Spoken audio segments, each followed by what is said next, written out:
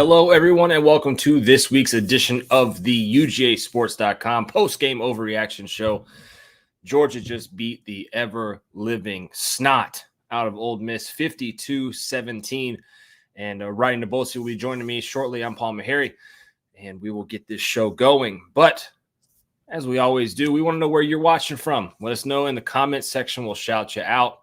And we'll get going. We want to know what you guys are thinking as well. If you have any ideas, comments, concerns about this Georgia football team, go ahead, pop into the YouTube with us. The link is in the description. We can talk about it together. So before we get into, look at this, guys. I'm going to bring up the stats because you don't want to look at my face the whole time here. 52-17. This was an absolute beatdown. Champ 23, what's going on? Katie Parker, Mike Honcho's in here. Let's see. Chris is in here from Cumming, Georgia. Bethany, we appreciate you. DDB from Manhattan, Kansas. Omari, as always, big shout out to you, my friend. Lodi, California for Henry. Hell of a Saturday night for the Dogs. It was indeed. Dewey Rose, Georgia, checking in. Don't know where that's at. I think it's a fake city, Holly. You're going to have to tell me where that's at. Hamilton, this is too much handsomeness for me from Gainesville, Georgia. What's up, Ham? We've got Coffee County in the building. We got East Cobb. We've got Roanoke, Virginia, JB Fulton. We get all you guys in here. Joe Couch, Jefferson, Georgia. KC, as always, happy Veterans Day. We appreciate you. Mark Satterfield, Northern Virginia. Thomasville, Georgia. St. Mary's, Georgia. What were the recruits at the what recruits were at the game? I'll tell you in just a little bit, Jonathan. Stay with us. Evans, Georgia. Frank DiCarlo. Front Range, Colorado. We'd love to see it. Waleska, Georgia. Where the hell is that? It's a fake city as well. Fort Lauderdale. Damn, you guys are in here deep tonight. Colorado. Tim's in Colorado. Woodstock, Georgia. You guys are in here. I can't even keep talking about the Dogs. You guys are just shouting out cities. I got to get through them all, though, at this point. Hey, Mike, we appreciate you. Georgia's better than Alabama. We'll get to that, Zach, on the show later. Swainsboro. Let's see here. Brunswick, Georgia. I've heard of that. Tucson, Arizona. Damn. Where's Dane to tell us Carson can't do it? Dane will be on later. Junior Jones, Sacramento, California. Albany, Georgia. Ackworth, Georgia. Running Springs, California. This has just turned into me shouting out cities at this point. You guys are just going to continue. I've got another 20. Okay, guys. Damn, I've got like 20 more to do. I've got to do it, though. Bozeman, Montana, Francisco, Thomasville, Alpharetta, Dawson, Valdosta. Man, where is this? Camellia, Georgia. Foster Moss says, what's up, Paul? Driving back home. You better get on the show. I'm counting you. I'm holding you to it, Foster. Tequila, Georgia. Mike's on Mars smoking a fat doobie. We love to see it. Chickamauga, Georgia. Heard of that? Putnam, Augusta. Another Tucson, Arizona. You guys are just making this up at this point. Canton, Georgia, guys. All right. Well, I want to talk about the Dogs.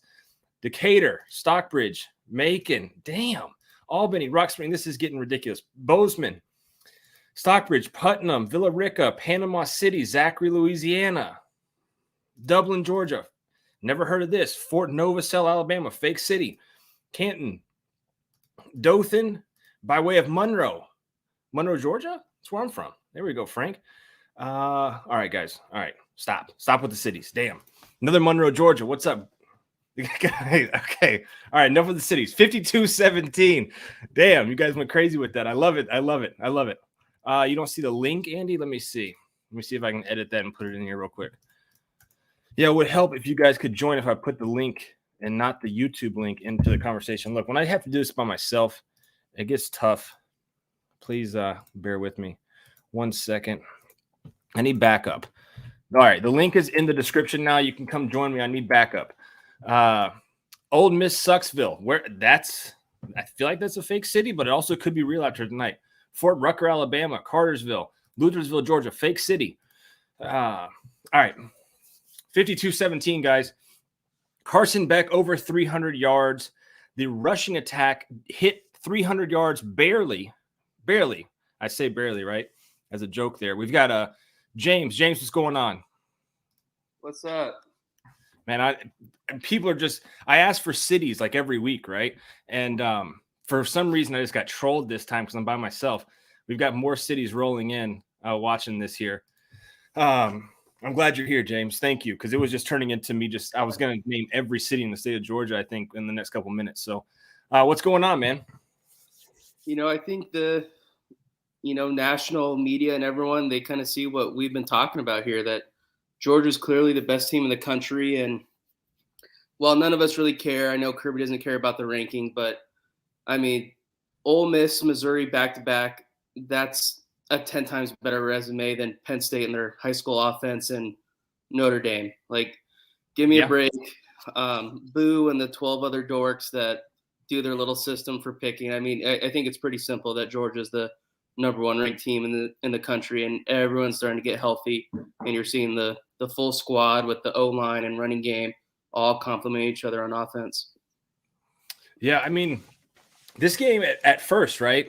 You had it. What was it? It was 14-7 at the end of one, and then did it get tied up? 14-14, and then after that, Dogs pretty much pulled away. It looked like it was going to be a battle, and then defense kind of just locked in. Were you ever worried at any point in the game, James?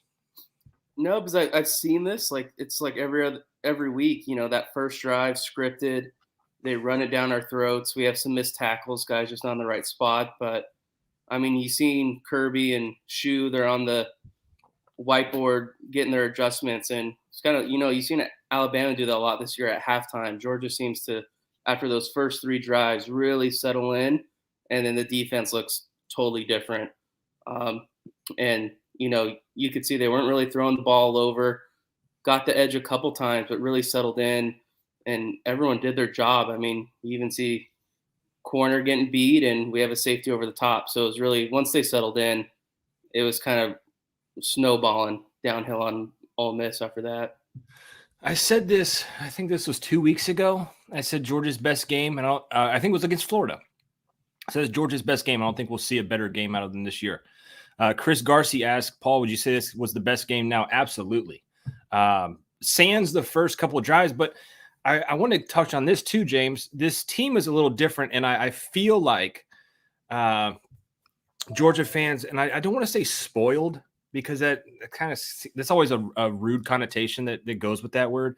But I feel like Georgia fans are a little bit spoiled with the last two defenses, where it was just like every time the defense went out there, if it wasn't a third and out, you're like, whoa, what's going on? Something's wrong. This defense, for whatever reason, we've had 4 games now. First offensive touch for the opposition is a touchdown. But you can always count on the Dogs to be able to regroup off of that. So it's one of those things where if anybody else had this defense, any other team in the country, they'd be like, yeah, love it. But there's always going to be that cause for concern. I'm going to get your answer. I'm going to bring on Andy Stowe. Go ahead. Is it a spoiled thing? Is it the last 2 years being just so good? This defense is still good. They just held Ole Miss, who is a very high potent offense, Jackson Dart, to 112 yards. I think it's just, we have Kirby, and seeing him, he's a defensive guy, and our defense has been so good. I mean, it still drives me nuts, but we need to start getting comfortable with, if we get in a shootout, I like our chances. I mean, this is the first time that we've seen the offense on this level, and it's truly an offensive first team, which we're just not used to. And as much as it's going to drive us nuts, the offense is so much better than, and I thought the offense was great last year with Stetson, but this is just, I think, a whole nother level. And, if the defense is going to take them a little bit to get on track, well, I like our quarterback who just dissects everything. And now we have 2 running backs that, I mean, Kendall Milton, when he's healthy, you see a lot of business decisions made out there. And I like our chances with the offense, selling everything in, and then Kirby and Schumann get the boys on track, and let's roll. Lump Dog says, Paul, I posted on the vent that I think Old Piss had 185 yards and 14 points after 20 minutes. The next 40, they had 3 points and 170 yards. Andy, after those first couple of drives, you saw we were scared, right? We've talked about this. Me and you have about Pop Dumas Johnson not being out there. We saw what CJ Allen could do. Kid, and you even text me during the game. You're like, see the next Roquan, the next Nakobe. Yeah, I think you're onto something. Kid's got he's got the it factor, and sometimes it takes we know what this team is now. this team, they've got to feel out the other offense. And if that means the other offense has to score in the first possession to figure it out and maybe even move the ball again on another possession, they're going to figure it out, though. So there's never a sense of doubt, you know? No, I was never worried. Even if it were to go to a shootout, I didn't care. And, you mentioned Carson Beck. Look at his running. I mean, he's like picking his spots, going, getting the yards that we need, and getting down. And you see where Jackson Dart didn't get down, and he may or may not be alive right now.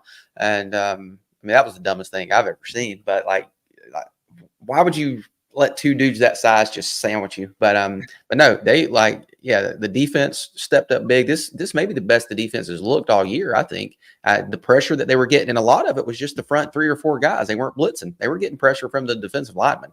And if we can do that, and if you got 33 back there running sideline to sideline, that's when I sent you that message. I was like, oh, he may be the next Roquan or Nakobe, because when he ran I think it was Quinshon Juggins over on the left side, he ran him down and tackled him out of bounds. I was like, oh, that guy, he's different. So, have either one of you guys seen the final stat book yet? Yeah, I'm looking at it right here. Oh, you are? Okay. All right, well, go ahead. I won't look. James, how many tackles CJ have? My guess is a 9. He had 9. He led the team with 9. There you go.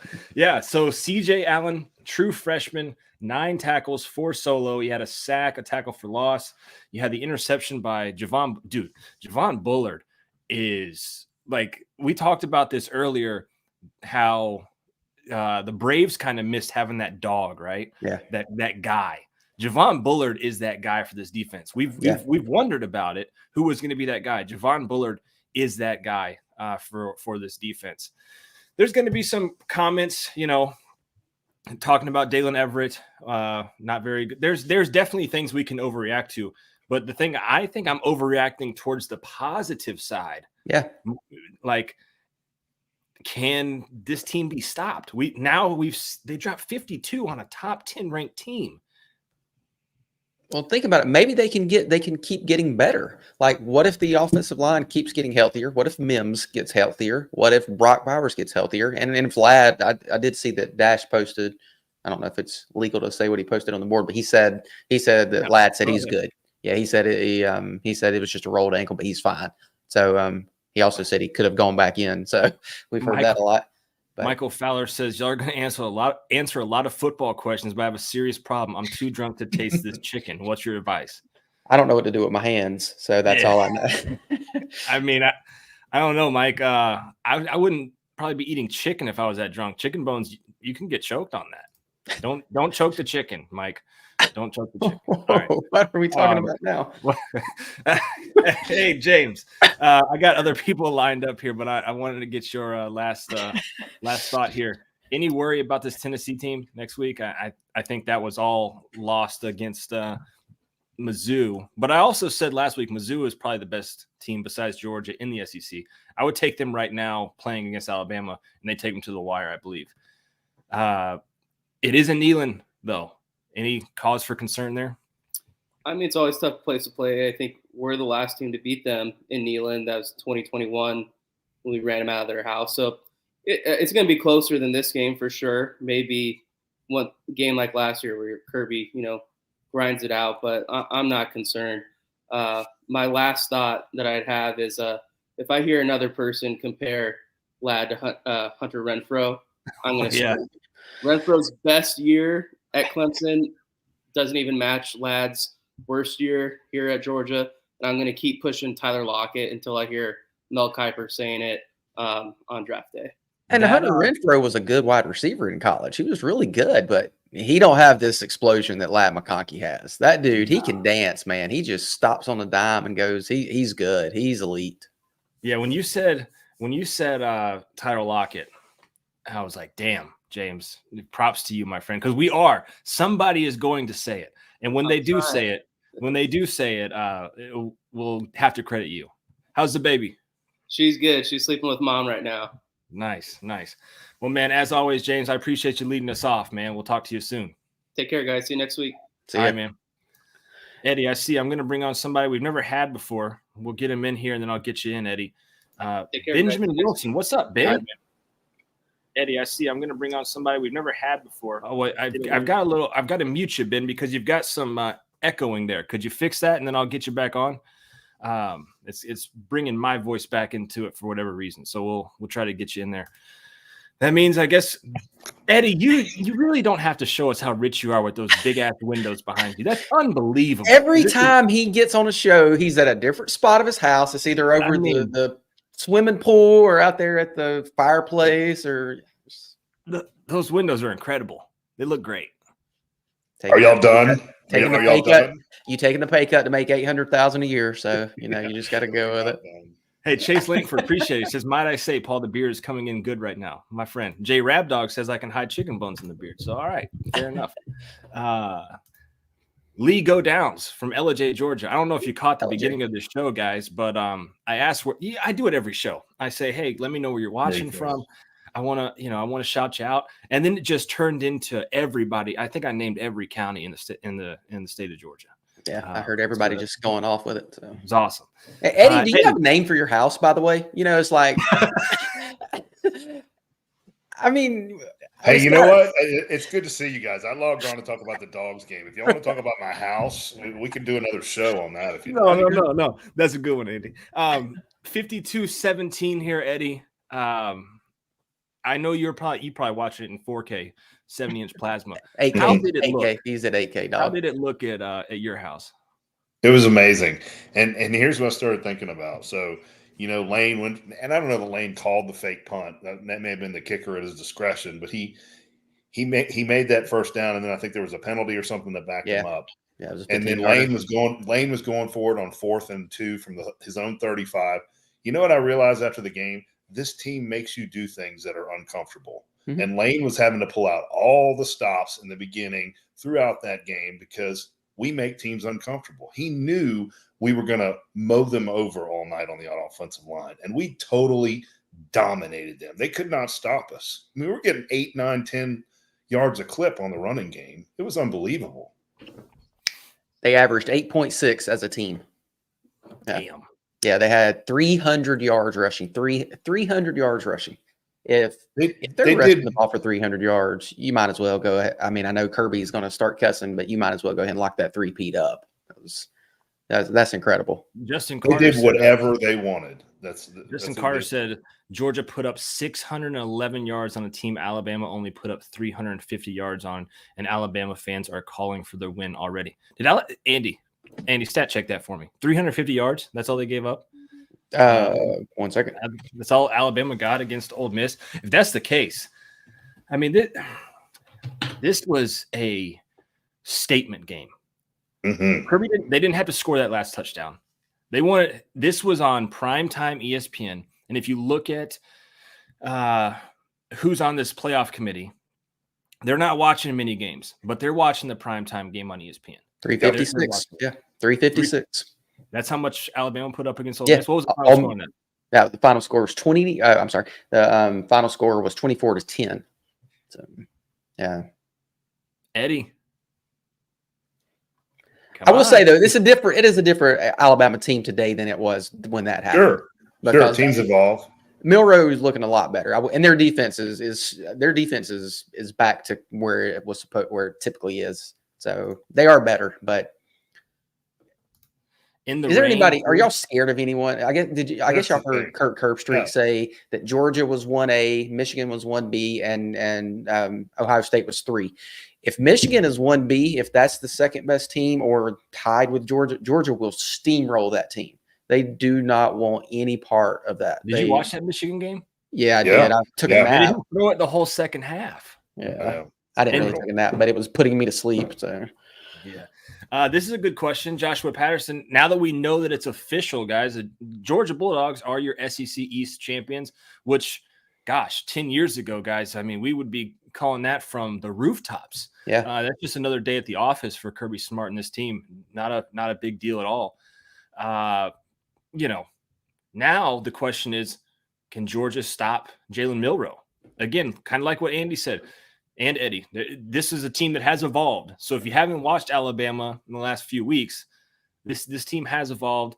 They're starting to roll. Milroe's finding his stride.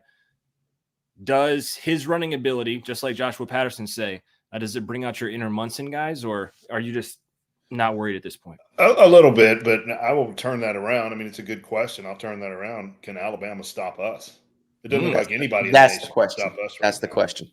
You know, I mean, I know Alabama's got a better interior line, better linebackers, Caleb Downs. I get all that. They're better. Okay, they just are. But I'm with Andy. Nobody scares me right now. I mean, Kirby is now the best coach in college football. Mentally, And he's been does. outside of that second quarter going into halftime crap. I don't know what that was. That was terrible. That was maddening. Yeah, I don't know what that was, but no, Kirby's the guy. He's the best. Carson was a little upset about that. Yeah, he was. He looked over to the sideline. There was a dirty word thrown in there. Yeah, he dropped the F-bomb to Kirby, and which is a good thing. I don't, and Kirby respects that. So super sticker. Right. Let's bring in Jeremy Neighbors, guys. What's up, JN? Not much, guys, man. I'm just about to hit like what Andy was talking about. I'm not so much overreacting about Georgia, but I'm about ready to smack these national media guys upside the head for the hate they're giving Georgia while they're just lapdogs for Michigan and Ohio State. Yeah. I mean, I don't know if you saw it in the comments, but to me, Michigan is just a juiced up version of Kentucky. You shut down their run game and they're going to fold like a cheap tent. Ooh, I like that.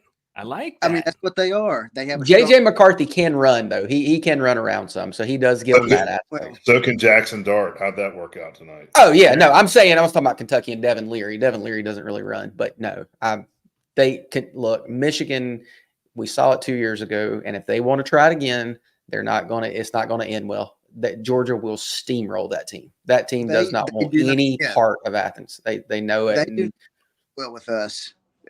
They don't want to see us in a semifinal. Ohio State, honestly, I'd still be a little more scared of Ohio State just because of their style of play. But again, their offense hasn't been as potent this year. Washington's still kind of been sleepwalking a little bit since their win over. They barely won today. That was a big win today. And I get people are saying Alabama's playing better. Honestly, Alabama might, I don't want to, look past Tennessee and Tech, but Bama's probably the toughest test. But, they say, Bama's playing well, but you know what? Hey, guess what? So are we. We're dangerous too.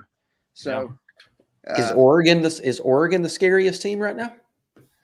I mean, Oregon's tough. Coach Lanning's a few, some maybe questionable decisions away from being that undefeated team instead of Washington. Yeah. Charles McDonald, appreciate the $5 super sticker, man. We appreciate that a ton. Helps Roddy buy us new equipment and pay me. So we appreciate that, guys. I got a question for you guys. So if we go up to Tennessee, win by 21, we beat Tech, whatever, I'll say 30 points. We lose to Alabama in the SEC championship. How do you look at Georgia and keep them out of the playoffs after that resume? That's okay. So I was going to get to that later in the show, but that is a possibility. I think you can keep them out if they lose to Alabama. With the amount of if it started right now, the amount of teams. Now there are teams that have to play each other: Michigan, Ohio State. Yeah, right. Yeah. If Texas wins out, that's going to be tough too with their win. Yeah. I mean, there's a lot of scenarios where there's a lot of stuff that has to happen. Sure. Yeah. Unfortunately, though, for the Dogs, if they do end up slipping up against Alabama, it could be tough for them to be one of those 4 teams because there's so many teams that have lost early 1 losses. They could be their conference champions. I don't know. I don't think we can afford a loss. I just want to be like, what's his name? Tom Berenger and Major League. There's only one thing to do: win the whole freaking thing. Yeah. Take them all. Win them all. Talking about Texas, they just won it. They just finished it off 29-26 versus TCU. So, they were up 26-6. Yeah, they were up 26-6. Damn, they let TCU back in this thing. I'm just. I'm on a little bit about the teams. People giving Georgia crap about their schedule, but how Penn State remained in the top 10 after that atrocious showing against the Buckeyes a couple of weeks ago. That was awful. They have no explosive offense. Today just confirmed that offense is dog shit. And Georgia just beat Missouri. That win continues to look better and better. Missouri's possibly a top 10 team, I think. Oh yeah. Missouri would completely destroy Penn State. They would kill that team. They'd beat Penn State by 7. I think Tennessee would probably still beat Penn State by by double digits. We might see that in a bowl game, Jeremy. That might be a bowl game I bet matchup. Missouri's kicking himself they don't have this team next year. Would you like to play Missouri in the playoffs right now? No, heck no. Not That's what I'm saying. They're a year early. Yeah, they are. You're right. I got to lose 2 of you because I've got more people. I got to go. Hey, I'll go ahead and hop out. I've got about 30 minutes before I got to feed a baby. So just wanted to hop Jeremy, on. See you, brother. Eddie, see you, brother. All right, guys. Stay with me, Andy, because I don't like being here by myself. It's scary until Rowdy gets here. You scared of the dark? Yeah, I'm scared of the dark. Dude, White Georgia for Joey Lewis. We're still doing the cities right now. It's crazy. It's crazy, guys. I love it. What'd you say? Drew Aller went 10 for 22 for 70 yards. Didn't Ben say he was the dark horse Heisman? A sleeper? He's asleep, all right. He's definitely sleeping. Right. Tom Roy says Mizzou will finish 7th this year. I could see it. I really could. Let's get in Heath Fox. Heath, what's up, man? What's going on, guys? How are you? Good, man. I just heard y'all talking about, all the things that could happen with us getting out of the playoffs. If y'all remember last year, TCU, I can't remember who they lost to in their bowl game. I think it was Kansas State. Yeah. They lost to Kansas State and still ended up number 4 when Alabama beat I can't remember who it was, but they won by 40, and I think they were 5. But if I could remember that correctly. But, there's a lot of things that's got to happen for us to get booted. But hopefully we go undefeated and don't have to worry about that. So, overall, the game was great tonight. I thought we played, obviously, a great game. I wrote some things down. Let's see. I love it. My man, notes. How about this? Hang on, let me Google. Okay. A little more prepared this time. I love it. If y'all were watching, our first third down was with 3.5 minutes to go in the second quarter. We didn't punt the ball all of the first half. We didn't punt, not once. The difference between the offensive line this week and last week is unbelievably better this week than what we were last week. I mean, obviously Missouri's a tough team, but our offensive line looked like crap last week. Begg was 13 for 15 in the first half and ended up being 18 for 25 with 306 yards. Y'all were talking about it earlier. C.J. Allen stepped right in for Jonas Johnson. He's the guy. Tackles and he's the man. I mean, he is the man. But I was after the 14 points that Ole Miss scored. I love seeing how the defense just swarmed the ball. I mean, after a screen pass, a run, whatever it would be, I seen at least 3 or 4 red helmets on the ball. Well, did you hear Kirk Herbstreit? He kept saying, he's like, you can't do that to this team. He was like, these young guys are so fast. I'm C.J. Allen, dude. I'm telling you, there was something different about him. And I love Pops, and he's missed. We need that guy, C.J. Allen. Absolutely. He's more talented, Lane. He's a more talented player. I'll give you that. Yeah. Right. But right now, Pops is still the experience. But yes, C.J. Allen is a guy. He is. I think he's about to be. He's going to be dude. Somebody. Yeah, he's going to be that guy. Dart 10 for 17, 112 yards. The running back had 22 carries, only 75 yards. That's 3.4 yards a carry. And I also like seeing how Beck mixed it up so much. McConkey had 4 receptions. Levitt had 4 receptions. Yes. Bowers 3 receptions. Rah 2. And 81 yards, 77 yards, 34 yards, and 54. Obviously, Rah had 27 yards averaged 27 yards every catch, which is just unbelievable. I loved seeing him use his legs. Obviously him and Stetson are a total, complete different quarterback, but Stetson uses legs all the time. We've seen that. And I love seeing Carson Beck use his legs. You know what I love seeing, Heath? I love seeing you prepared, my brother. You just came with the gospel, my friend. I appreciate it. Look at that. Absolutely, man. I can shut it off. You and Annie take it over, and I'm good, man. Well, I do have a question. I do have a question I want to ask him. What do you think about Andrew Paul? Andrew Paul looks good to me. Like, I sent Paul and Eddie a text. I was like, whoa, we have an explosive back. I'm like, that guy, he looks healthy. He looks awesome. I loved how good he looked. And that just, I mean, is he he's a freshman, ain't he? No, he's a red shirt, but because he got hurt, he tore his ACL last year. But he was we picked him up from Texas. He was a 3-star, and it was and it was a late offer, and he came in, and a lot of people thought it was one of those like, oh, just got to get it back. And they were talking about him in spring. They were like, oh, this guy's good, and then he tore his ACL, but now he's fully healthy again, and you can tell the way he hits that hole. Yeah, I like him a lot. Yeah, I do too. His explosiveness was unbelievable, and I hope we use him more. You know, I hope we absolutely use him more, and that just gives us another weapon. Well, the only thing is, though, who do we take out? I mean, you're not going to take out Dejon Edwards, and you're not going to take out Milton the way he's running. So No, 9 carries for 127 yards. Different dude. I mean, different dude. Unbelievable. Inside the red zone, man. I give it to him every time. Every time. Different guy.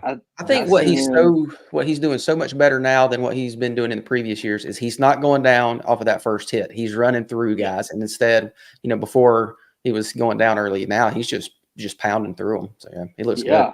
I can't remember what quarter it was. It might have been second or third. I think it might have been third. But dude had him around the legs, and he just hopped up and kept going. Like ran another 3 or 4 extra yards. That was just unbelievable. So. Great game. Well, Heath, man, I appreciate it. I've got some other folks waiting, and I've got the boss here, so I've got to bring him on. You know how that goes. Absolutely. Love it as always, guys. Y'all have a good weekend, and let's kick Tennessee's ass next week. Appreciate it, brother. Appreciate you coming prepared. I'm waiting for you. Next week, I'm waiting. I need a full page of notes, Heath, okay? Hey, absolutely, man. All right. We'll see you, y'all, man. See you, man. All right, Andy. I appreciate you helping me, my friend. It was fun. No problem. Thanks for guiding me in the dark. There you go. That was Heath, man. He's the one guiding in the dark with all those stats. Yeah, he was. Now I just get Ryder to take us home. Sounds good, Andy. I'll see y'all. You have a good one. I'm glad I got home early, man. I was. Why's that? Oh, you were drinking. Oh, you damn. Well, no, dude, I was having all those. That's a lot. Is there something mixed in that? Amari, do not leave, Amari. I see you. Do not leave. I'm bringing you on. No, it's not mixed. Dude, that's just straight bourbon? Of course it's straight bourbon. Are you going to be okay? Dude, hey, I'm home. I'm here at the house. Look, there's the stop. There's the drunk. We'll bring him on. See? Yeah. Amari, turn your camera back on. I wanted to bring you on. We've never had Amari on. He's part of the family here at UGA Sports. Yeah, so, I love Amari. That dude's quick on his feet. He's been one we've been trying to get on for a long time. What a statement game for Georgia. Absolute ass kicking, top to bottom. I did not think it was going to go that way. I actually picked Georgia not to cover because I thought 11 point. I saw them winning by like 10 touchdown, and it was mainly I did not think Georgia's defense could do what it did. And after those first couple drives, first 3 drives, 2 scores, I'm like, this is a tough defense to stop for Ole Miss. Well, then Ole Miss kind of stopped themselves, and then Georgia backed off a little bit and stopped. They realized that they wanted that single. They want to attack a single guy, one-on-one, opposite Kamari Lasser, and Georgia just stopped giving it to him. So that kind of took away some of their fun. And when your offense is just hammering, tonging your ass, I mean, just every time they get the ball, they score. Every time they get the ball, they score. Every time they get the ball, you score. That is a fantastic defense. A good defense is a great offense. Four possessions, 4 touchdowns, 28 points. And I don't care how great you are on offense. If you look across the field and you think that other team, every time they touch it, they're going to put it in the end zone, you make some stupid plays. And Ole Miss and Lane Kiffin and some of their players made stupid plays and penalties, and the crowd was nuts. And soup to nuts, that was an absolute butt kicking, one of the best I've ever seen. I mean, 50 burger on the number 9 team in the country. A team that a lot of people were saying the dark horse to make it into the playoffs, to be in that discussion. They beat Georgia. They're sitting back. They don't even go to the SEC title game. They let Georgia or Tennessee play Alabama. They don't even have to be a part of it. And then they're just sitting there with their, 1 loss or whatever, 11-1 at the end of the season going, hey, what about us? But no, that was ruined. And, hey, Georgia's SEC East champs again. Ladd McConkey's birthday, a just brutal game for Ole Miss to come in here and just get a reality pill right up the woo-ha. And I'm just saying that was a all the people that were doubting, myself included, who was doubting that the Georgia's defense could do that. And it looked bad without Dumas Johnson there for the first few drives. But, man, what a performance. Kicking game, Mike Bobo, the coach's calls, Schumann, his blitzes, he sends two guys through both A-gaps, and they just get a huge stop on third down. I thought everybody, hell, equipment guys, just you name it. It was a brilliant game. I can't wait for your helmet stickers. We better get some big donations because something tells me all of them. I'm looking for where's my wheelbarrow? Because I brought a wheelbarrow in of them. We're going to give everybody a fucking helmet sticker. They're going to everybody. Dane Young, how are you, sir? I'm well. Hey, I'm going to capitulate here in a moment, but bring Amari on. What? I'm going to capitulate in a moment. You'll understand. Bring Amari on, get the tape. Need some pro in a minute. Oh, yeah. Because I'm telling you, Dane, and I don't want to be that guy. Yeah, I need to go on Twitter, let everybody know to come tune in because this comment section has been waiting on you, my friend. Well, I'm here, but I don't know if you want to be here, to be quite honest. I definitely want to be here. There's nowhere else I'd rather be. Well, there's no one else I'd rather bring on the show right now. This guy has been a backer of this YouTube channel since the beginning, I think, Roddy. Yes. Amari Carmichael, what's up, man? Hello. Oh, man, how's it going? I'm good. He may have started the YouTube channel. I don't know. He might have. Yeah, I'm good. I told you about CJ Allen. You did. I told you. He did. I'm sad that Pops got hurt, but man, CJ Allen's like the next Roquan Smith. Like he really is. And so helmet stickers out to everybody, man. Milton. See. Damn it. You can't do this, Amari. You can't do it. You stingy ass Antoine Sampson. Who didn't show up tonight? Can you give me one guy?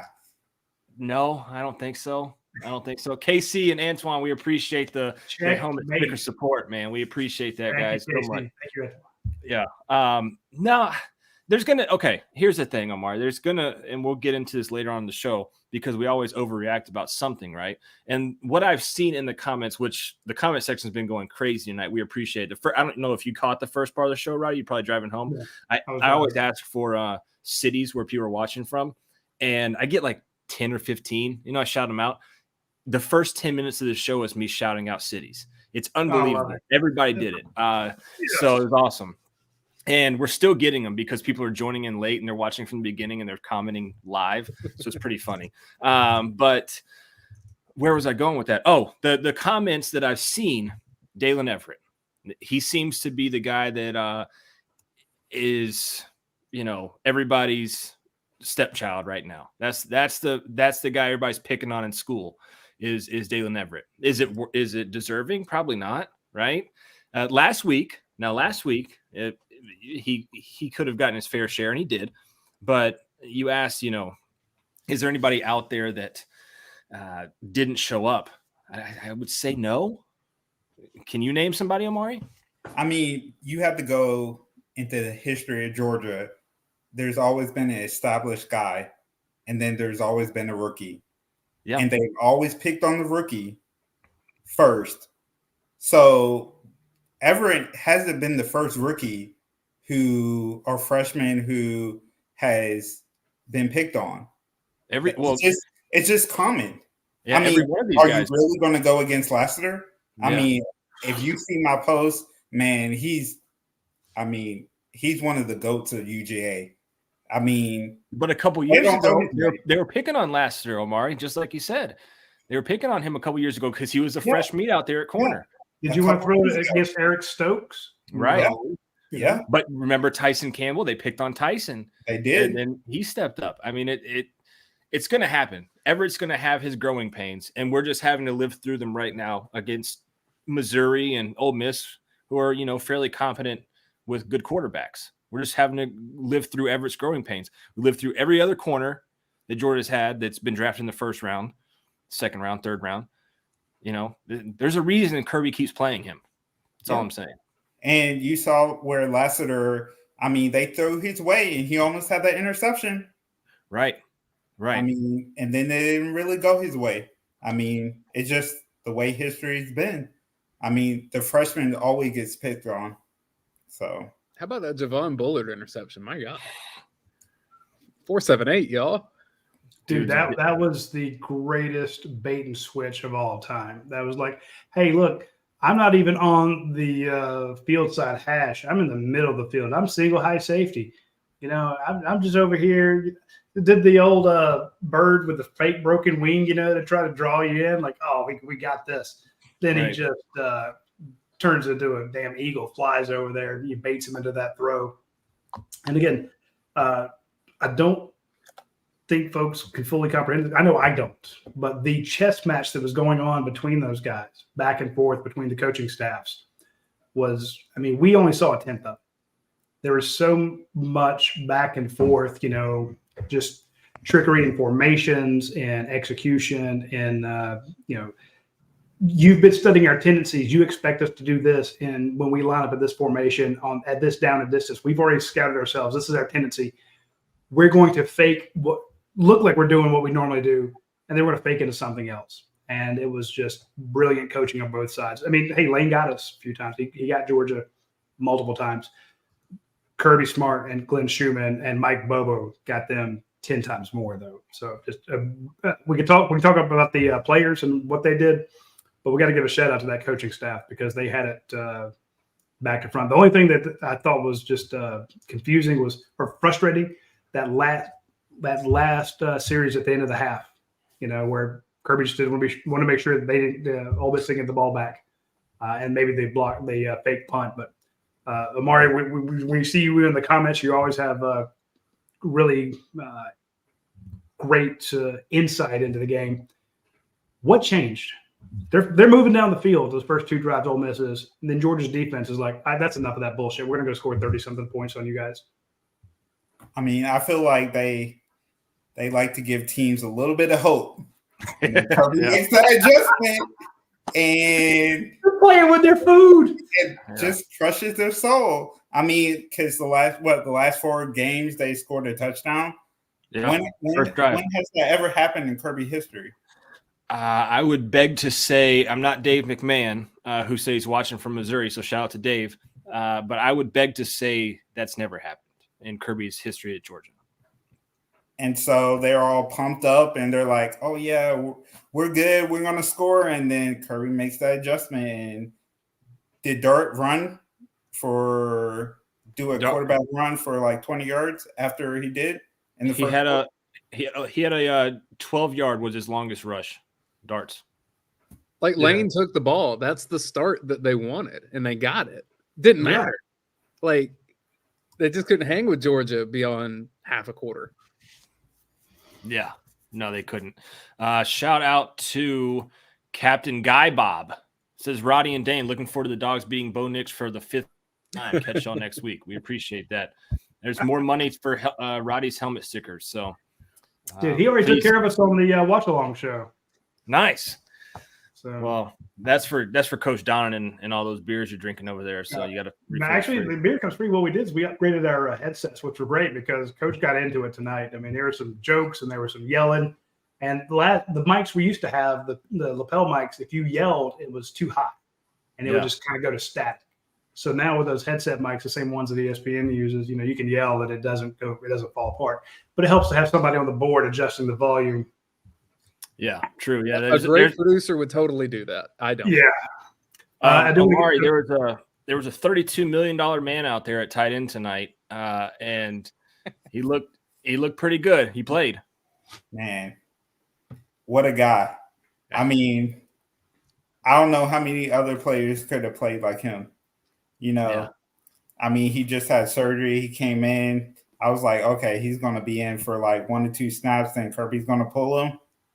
No, that wasn't the case. I mean, he did come out in like that second drive for a couple plays, and I thought it was going to be one of those like, oh, they're going to maybe play him sparingly, right? And then after that, it was like, nah, screw it. He's in there. He was in there the rest of the game. I don't know how he could be up for the Heisman either, but I mean, I know he's been out for a couple of games, but man, if that dude's not the most valuable player in the country, I don't know who is. Yeah. So Omari, we appreciate it, man. And more than you know, we really do. For you being in the comment section and being there supporting us through all our shows, we really do appreciate it. I know I speak for Dane and Roddy a ton because you're always in there. I used to come on here and just say, okay, let's just talk. And I'd be like, hope somebody tunes in. And it's just me and the camera. And here come Omari, and we just start going back and forth. I mean, it was Meredith and a few others would pop on and just made it fun. He was there when I made fun of Long County and got in so much trouble.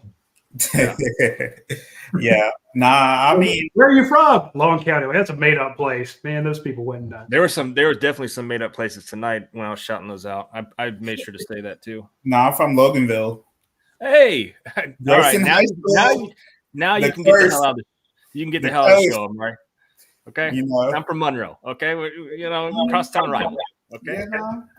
Now, but see, Omari was there when you went up Georgia 20 and there wasn't shit there. Oh, yeah, I know. Yeah. But Omari, we appreciate it, man, so much. Thank you for calling in. All right. See y'all. We'll see you soon. A lot of people ask me about Julian Humphrey. Yeah, what'd you heard? What's the word? What we heard was that he had a broken clavicle. Yeah, he was holding, I guess that makes sense. When he was coming out the field, he was holding his arm, and I thought it was the same type thing that happened to Pop.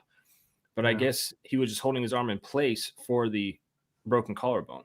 Again, that was the initial word. Now, you're getting a report mid-game can be really tricky. It's like that's what learning too. Yeah, I mean, those people are working. If you get a Georgia trainer who's going to stop what they're doing and text you in the middle of a game, no. So what you're doing is hearing from somebody within a support staff or in the stadium telling you what they heard, and it's a game of telephone. By the time it gets up to one of us, his head was cut. How long? Angle to a lost head. How long are you out on a broken collarbone? Quite some time. I mean, that'd be minimum through. Not a ton of blood flow there. It takes a while to come back, but yeah. Oh, Austin, Loganville High, Monroe sucks. All right, so Austin's also banned from the chat, guys. We're banning a lot of folks tonight. It's crazy. As long as we don't get any of these damn Heritage High School sons of bitches in here, we're okay. Right. I saw Rockdale County's in here for you, Roddy. I didn't put it. There we go. My Rockdale County folks, they're in here for you. There you R. Brown, Rockdale County High School, baby. There you go. Yeah, I would imagine RCHS. I would imagine broken collarbone. If it is that, right, probably done for the season, I would assume. And you know what assuming does, though, Dane? Makes an ass out of you and me. And that is what you did for Carson Beck. Look at that. Roddy, you cannot pay me enough for these transitions. I mean, damn, I'm good. That was beautiful. That was beautiful. Mike over here, wherever I can hear me. All right, Dane. It's time. Come get your ass whooping, Dane. Sure. Yeah. You asked what the word capitulate meant, and here's what the Google definition from, I'm guessing this is Merriam-Webster. They don't have that word Monroe. No, I've never heard that. I went to East Lawrence, bro, so if I can learn it. Y'all are both dumbass. Cease to resist an opponent or unwelcome demand, surrender. And I think in the chat, someone said I drink bourbon like a woman, which I don't know what that means. Because I've met a lot of women that drink a lot more bourbon than I do. They're coming at you out, when you drink. I'm telling you, Dane, they're coming at you hard, brother. Totally fine. It's well deserved. I said the first week. Yeah, grip it like it's trying to get away. yeah, break the glass in your hand. Make your hand bleed. That's how we know you drink like man. First week of the season, I came on this show and I said that Georgia cannot win a national championship with Carson Beck at quarterback. I had plenty of reasons and plenty of people that I've talked to that had led me to come to that take. Carson Beck has proved all of that wrong. It's a horrendous take. Regardless of what happens from here, regardless if Georgia wins a title or Georgia does not win a title, it is proven at this point that this team is fantastic. And he's playing very well and he's limiting mistakes. And he has proven me as wrong as can be. So I am here to chew on that L for the remainder of the show. I'm fine to take whatever chat punishment there is. I have Fiddler Bourbon beside me to help me get through that and stay warm on this kind of cold back deck. But look, he's been great, and he's proven me wrong. I can tell you all the things I heard at the beginning of the season doesn't matter anymore because at some point you prove your haters wrong. And Carson Beck, man, what a performance that was tonight. If that continues, Georgia will win a third straight national championship. Having Bowers, having McConkey, it all works together. The offensive line was fantastic tonight. The toughest test was last week against Missouri, and Beck helped Georgia get through that. And now you get on to Alabama. And there's a chance that you don't even have to win that game. Like, I think you probably will. I think you do. I think you do. I think you probably will, but just depending on what happens over the next couple of weeks, like, you may look at it and say, yeah, like, Georgia could knock Alabama out, but Georgia's also going to have a lot of credit being back-to-back. So we'll see. Georgia's going to want to win it just because Georgia wants to win everything. But, yeah, Carson Beck, he's been great. He is in the Heisman race, which I never thought was possible. And he might be in the hunt to go second, third round quarterback if he wants to go that route. Didn't think any of that was possible either. So, yeah, totally wrong. Happens. And so happy for that. Like, bring it on, whatever. Look, I can see where you're going with that first game, right? But there's also a comment here. This is a very good comment. We put it up already, but Beck is good. The line makes him great. That line, and Beck even said it after the game. He was like, I'm not dirty. He's like, look at my jersey. And they panned out. He said, I didn't get touched. Yeah, the front of it was brand new. The back of it, from where he was sliding and stuff like that, was dirty when he walked away. But the front looked like it was straight off the shelf. You know, the offensive line did a great job. I mean, I could say that, but I could also say receivers could have helped him out more today. He threw a dime for a back shoulder in the end zone. It wasn't caught for a touchdown. So, like, also it the wasn't interception hit Levitt's hands. It hit his hands in a perfect window. Joshua Patterson gave $19.99. He says, for the Overreaction crew, beer and bourbon fun. Donna's got enough money to buy his own shit. Go Dogs, tank Tennessee. And he doesn't drink. So, true. We appreciate that. Joshua, thank Joshua. you very much. We really do. And folks, I don't want to wear Auburn, but our Auburn show does a side like this, and they just keep throwing money at Jay Tate as if he's going to take his top off or something. I mean, right? That shit is crazy. I think he pockets all that stuff. But I mentioned this on the Watch Along show. Basically, all these super chats we get, we put them back into the show. We do not cash it out. It goes into equipment, it goes into cameras, it goes into microphones and stuff like that. So we kind of joke about it because for helmet stickers, it's for gear. Honest to God, we use every bit of it for gear. Jamie Bertram's 999 with the win over Ole Miss tonight. Georgia has won the last meeting against every Southeastern Conference opponent. Damn, but I should have paid him $9.99 for that stat. Slight caveat, because on like January 15th, Texas will now be on that list, and Georgia has not beaten Texas. So they're going to beat the shit out of in the playoffs. They're not on the list yet. Totally, it could happen in the playoffs. If not, it's going to happen in Austin next year. Hey, remember Kirby lost to Ole Miss in year one, 31-0 at the half. I mean, he went into Ole Miss and it was a beatdown. You know, Jawan Briscoe, just all that stuff that went sideways. There was no way. I really should have picked Georgia to go over, but I was never worried about Georgia losing this game. I didn't think that they would score enough. I thought it'd be kind of a nip and tuck, nail biter kind of things towards the end, and that's the way it looked the first half, quarter and a half.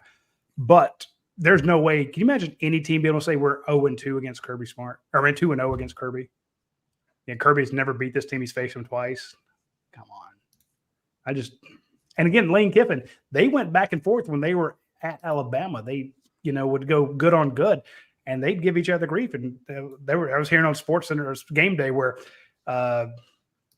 Lane Kiffin would call stuff that wasn't in their normal rundown of plays just to try to beat Kirby in the good on good section at Alabama practices, and they got into it. Now they're friends, but they are hyper competitive. So that Kirby kind of gave him some shit at the end of the when they're going out there to shake hands. It's like, look, nah, bruh, ain't gonna happen. Paul, I know you are popping in here, so I can slide out so other people can slide in. But I do want to leave. I mean, I'm happy to come back and talk about Carson Beck if people want, whatever. But I want to leave you with an SEC quarterback stat that is not Carson Beck. Jaden Daniels was responsible for 606 yards against Florida. What? Jaden Daniels was responsible for 606 yards against Florida. I am going to make that man an alligator suit. Yo, that man just. I'm going to skin an alligator and give him an alligator jacket. 372 yards passing, 234 yards rushing. He just helped me win single-handedly Good He Lord. single-handedly just helped me win my fantasy game. 62 points for Jaden Daniels, and we're in standard scoring. So that's incredible. 372 passing, 234 rushing, 3 passing touchdowns, 2 rushing touchdowns. I mean, if that clinches him and Heisman at the expense of Florida, I think that'll make this channel happy. Damn. That's crazy. Yeah, let me get to the rest of these folks, Dane. I appreciate you as always, man. All right, text me if people need me to come back and sit on the Yeah, table. I'll I'm happy text to you do for that. sure. Now go to bed and drink your bourbon like a lady. Yes, sir. Pinky's out. Yeah. Let's bring in Junior. Junior, we're gonna have to get to you quick, but because we got some more folks, but we'll get to you real quick. Let's get you. Junior, what's up, man? Hey, first I just want to say 600 yards. Oh my God. Yeah, that's crazy. Oh wow. Can y'all hear me good? I just want to make sure y'all can hear me good. Try to. It sounds a little odd, but we can hear you. So talk fast. My usual headphones. I forgot my charging pod at work yesterday, so I'm in the backup. Okay. Okay. Yeah, we still good. Okay. Yeah. Yeah. We got you. I still have PTSD from freezing. So I have like notes because I don't usually watch the watch along show because whenever I watch the watch along show, Coach always throws me off because Coach be like, "Oh, like I'm like looking, trying to figure things." Coach be like, "Oh, this and this and this gonna happen," and then he throws me off, and he's right. So like I have to have you guys like 2-3 seconds behind to watch the watch along show so you don't interrupt me. But I have notes today. I have actual notes. All right. Hit him up. That's why I was like, you can wait for Brent, Ben, and Gary waiting. So, but I want you to get all. That's what I said. That's what I said. Just go fast. So I'm gonna hit the fast one. So, running back play. Like at the beginning of the season, we was like, this running back class that we have right now is subpar. This is not the skill level we're used to. Blah, all that. Like everybody said it.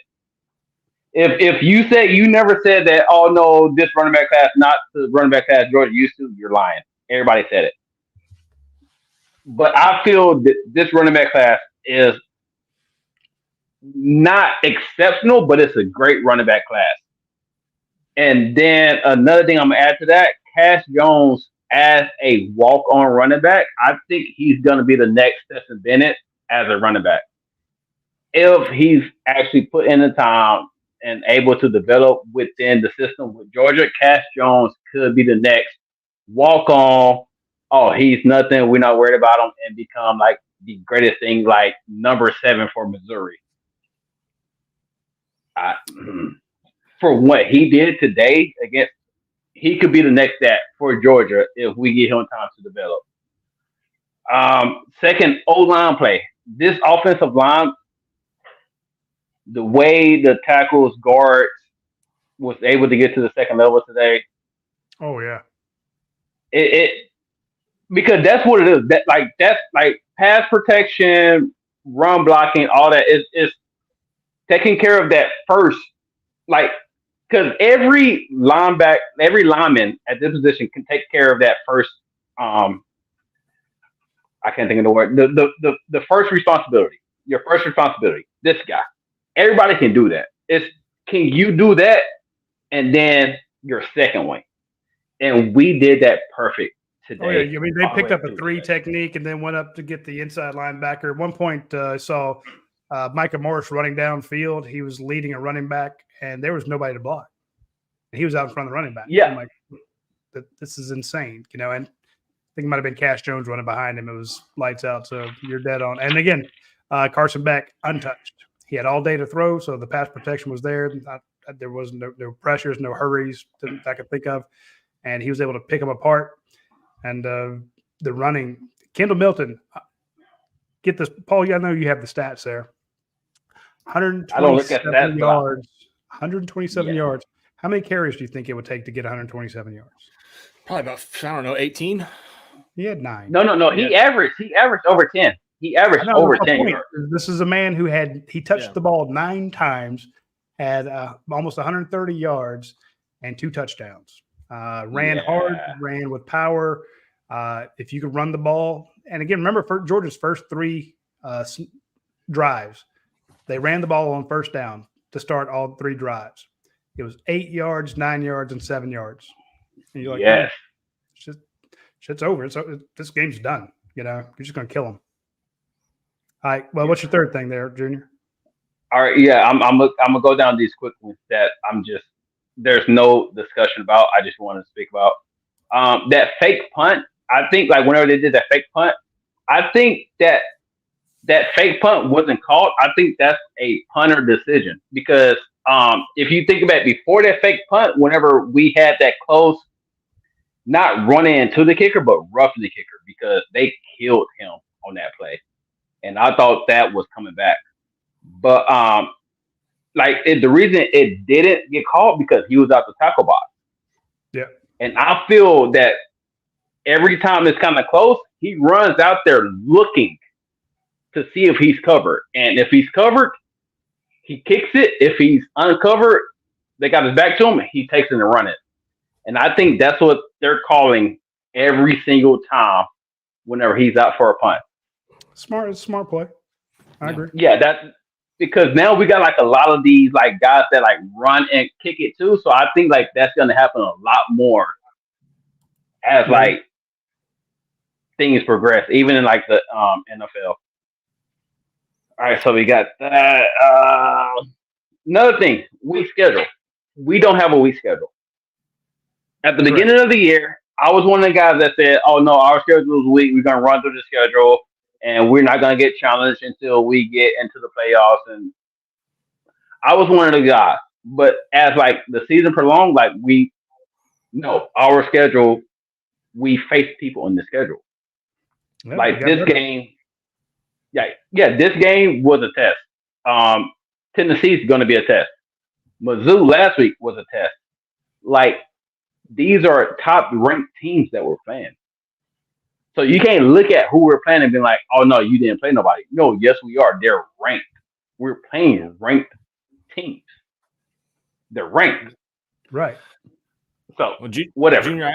Junior, amazing stuff, man. I appreciate the notes. I got to get to the rest of everybody else. They've been waiting just as long as you have. So, yeah. All right, man. But last thing, as I cut off, then leave it alone. Start talking about Alabama.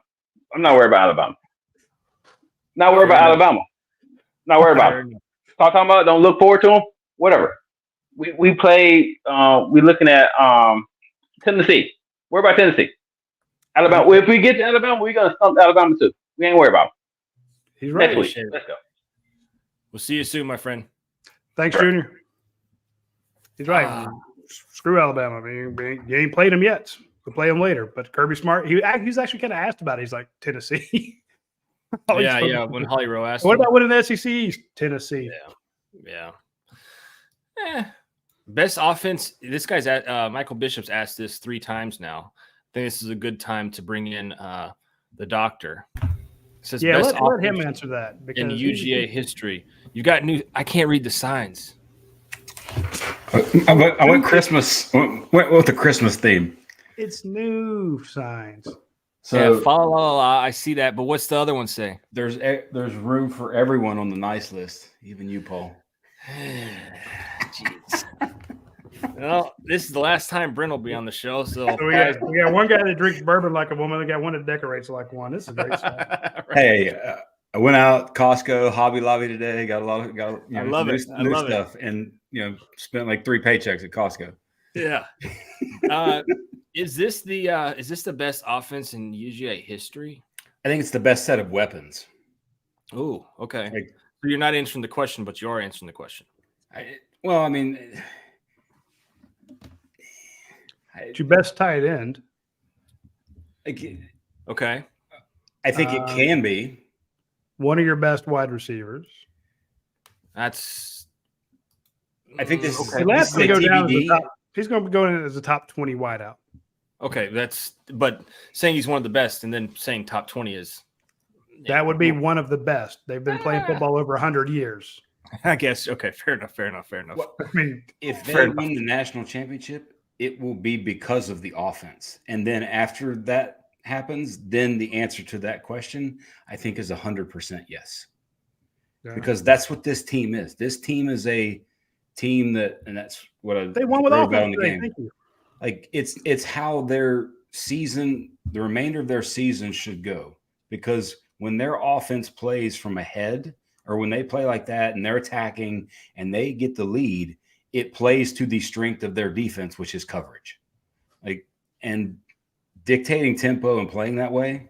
And when you, by the way, the way the injury situation has worked out, Brock's a unique one because he's obviously a super freak, but with Mims going out and then now coming back, Ladd going out early and allowing Beck and Lovett, Beck, Beck and Roseby Jack, allowing some of that chemistry to happen. Now that you put it all together, OMG scary, like especially the offensive line part, because now it all falls into place. You have you're better at left guard with that rotation. Yeah, and even if you take out for a little bit, just give him a breather and play Fairchild and Morris. And Truss is the perfect sort of experienced swing tackle, play both kind of guy. So did you see Truss? Did either one of you see? Because I watch for this stuff. I'm a kind of a film don't lie type guy. Did either one of you see Truss at left tackle? Yeah, I missed it. He played left tackle, I thought. Didn't he? He was drinking the whole time. But he was going back and forth. Who told you he was playing at both tackle spots in practice? Yeah, I mean, look, I knew this. Okay, I guess we have to do this now. I knew this was coming. The I told you so's from Roddy, but listen. They are very much well-deserved this week, sir. You kicked ass on the trail this week. Most of the time you say, I told you so. I'm like, okay, Roddy. Yeah, here we go again. This week, you absolutely kicked ass on the breaking news, and congratulations to you. I had many people. My pharmacist asked me. Several people asked me, is Brock Bowers really starting? Or they would say, because they know that I do this, right? They'd say, so I read something that Brock Bowers is going to be playing. And I said, yeah, we broke that news at ujsports.com. You should come be a member. Good job by you. So congratulations to you, sir. That was a hell of a because you put your nuts out there, because that was a There's only one other time, and I'm trying to remember when it was, because I was working for you at the time, and you did this, and I was like, oh dear God, Roddy. Like, I thought Stetson Bennett was going to start. It would, or it might have been. Was it? No, it wasn't Bauta because I wasn't working here yet. It might. Yeah, it was. I broke that one too. So it was Stetson Bennett when you said Stetson starting, and we were all like, "Dear God, I hope you're right." And congrats to you. So yeah, well, hell of a break. Is that my point? Is it goes with what Brent's talking about. You had a situation where you've got 7 offensive linemen. You can put Truss on either side, and he does well. They won. When I wrote my column, you were without Brock Bowers and Amaris Mims, 2 top 15 players in the NFL draft. These guys are going to go in the top 15 picks. You played multiple games without them, and you still won.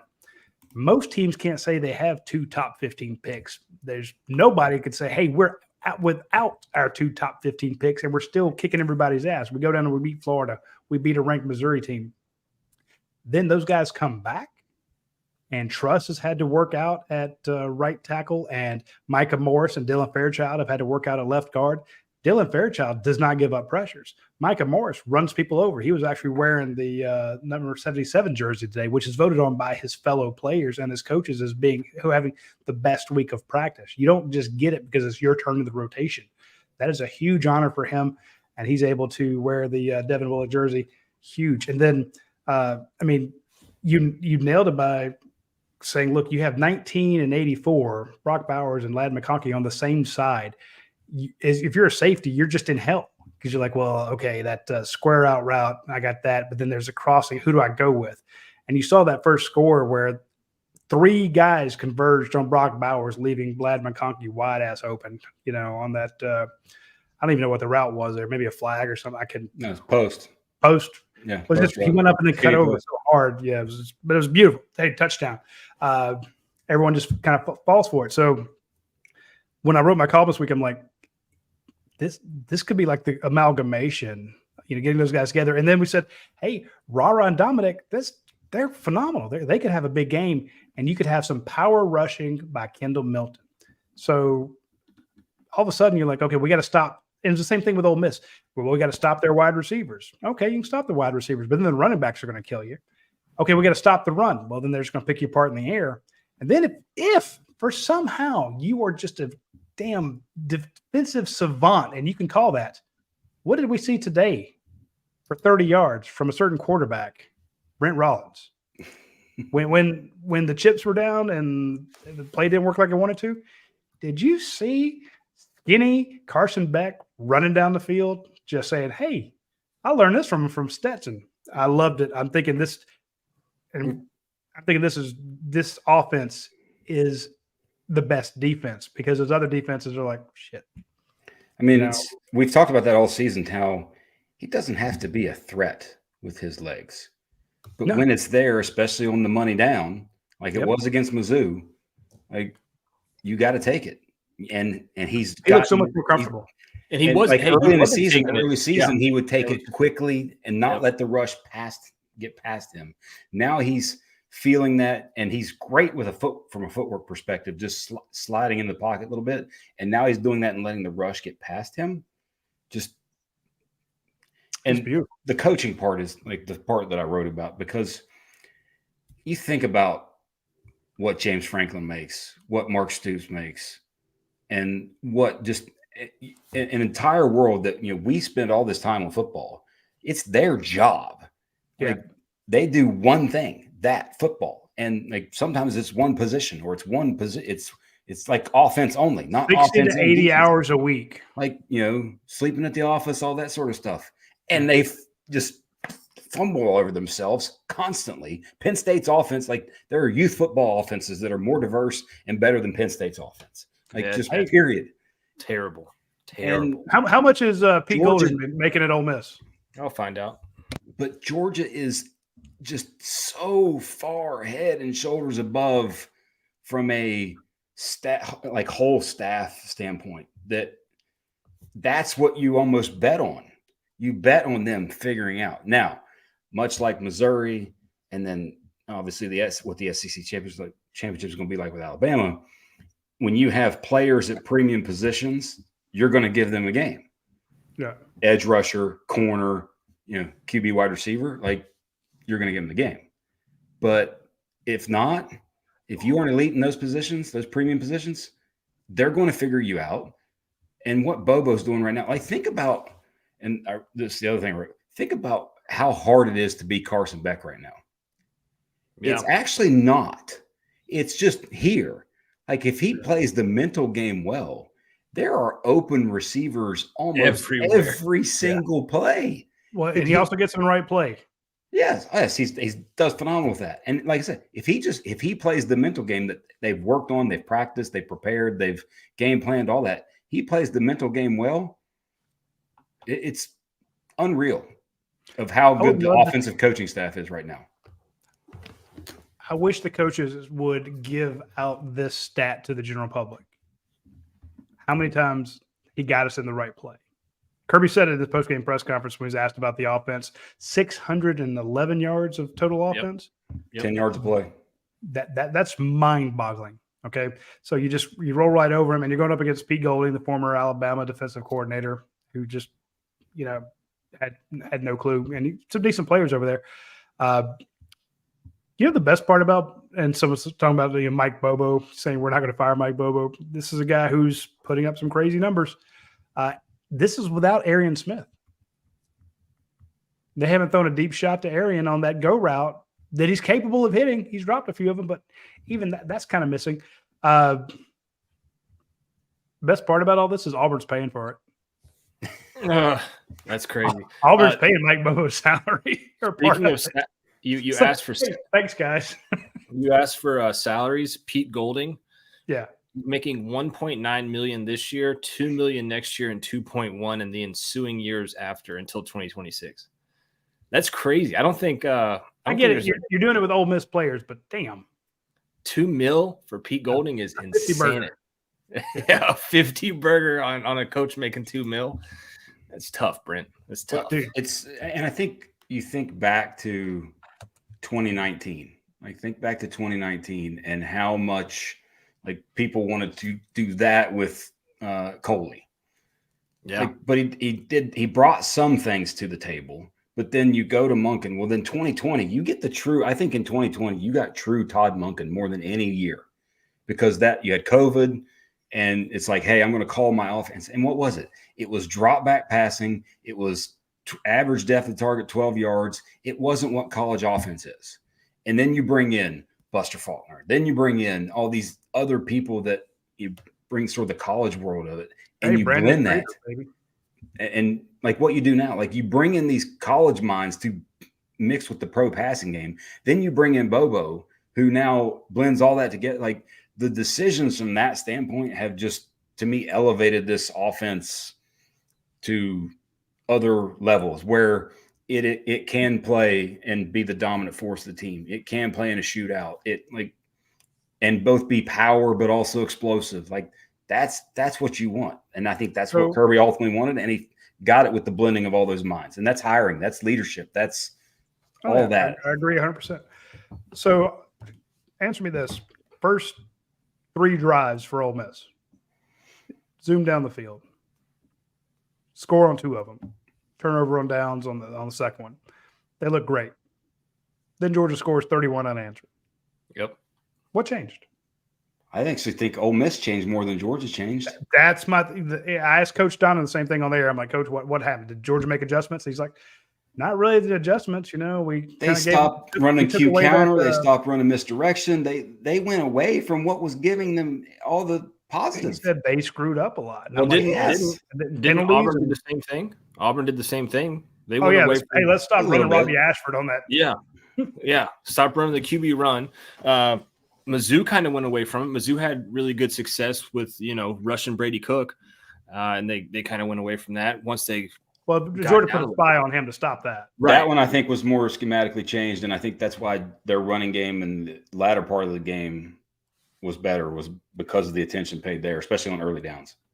But no, I think that was like the differences in the head coaches to me were vast in this game, because even just his talking before the game of, nothing to lose. Like right. Paul wants to start up some shit. That's just no. And his team, the team just looked like they were kind of like, oh, we tried. Oh, well, darn. Let's just do what we normally do now, as opposed to like consistently, like that vibe just was evident to me. And it was on that third down. And if you're an Ole Miss fan, I'd be very frustrated watching that. This Paul Duringer says, let's bring on Choppy. Or actually, no, we'll wait, Choppy. 1 second. I want to bring on Gary. But talk about on this too. Yeah, let's bring on Gary. I agreed with it. I know Roddy wasn't happy with it, but I agree with the end of the Gary, what's up, man? Hey guys, how y'all doing? Man, doing better than now that I've seen you. Hey Roddy, I got a question for you. Same question you always ask me every week. What's the 2 best offensive and one best offensive and defensive player tonight? Best offensive player of the night. Ooh, that's tough. And defensive. Yeah, I'm just starting with offense. Thinking of all the great guys that kind of tore it up. I got to go Kendall Milton. Oh yeah, 27 yards, 2 touchdowns, just 9 carries. If he'd had 30 carries, it's like, okay, well, let's look at Carson Beck, 305 yards, 2 touchdowns, 1. And I hate giving him the INT when it hits a guy in the hands and bounces out. That's kind of sketcy. I hate that. To me, that should be a tip ball. It shouldn't even count as an INT. PFF exists, by the way, Roddy. Yeah, I know. Or the Lad McConkey doing what he did. Or give it to an offensive lineman. Give it to Micah Morris or something like that. But then defensively, Javon Bullard. Yeah. Bullock is a man. I mean, not only the INT, the baiting, the throw into the INT, but the tackles. This was a game, if you're going to stop Ole Miss offense, and again, if you read my 3-2-1, I'm sure the first question I had was, how do you stop the Ole Miss offense? It's a juggernaut. They got 2 of the top 10 receivers in the SEC. They got the best running back in the SEC, one of the best quarterbacks in the SEC. They get a lot of turnovers. They score a lot. They put up points. This is a offensive team that's really hard to stop, and they kind of stop themselves. But Javon Bullard said, "Screw this! I'm gonna stop them. You want to run stretch zone? I'll stop you there. Quarterback zone, quarterback called run. I'm gonna stop you. You're gonna throw it. I'm gonna stop you." I thought Javon Bullard was every damn where, and maybe C.J. Allen for a guy he got burned a little bit early on, but as a true freshman, having to getting the call against that offense, C.J. Allen was everywhere. So those would be my two, Gary. I don't know if y'all might have missed my comment, but y'all was asking about what the sign said. I said that Michigan can tell you what they says. Yeah, I can't read that sign behind you, Brent. I'm gonna call up Michigan and get Connor Stallions. He'll get her signs for you. He's got the glasses with the little camera in them, right? Yeah, that's crazy. What do you think about all that, Gary? You brought that up. What do you think is going to happen to Harbaugh and those guys? They ain't gonna do nothing. They're gonna appeal it and they're gonna give in to it. But truthfully speaking,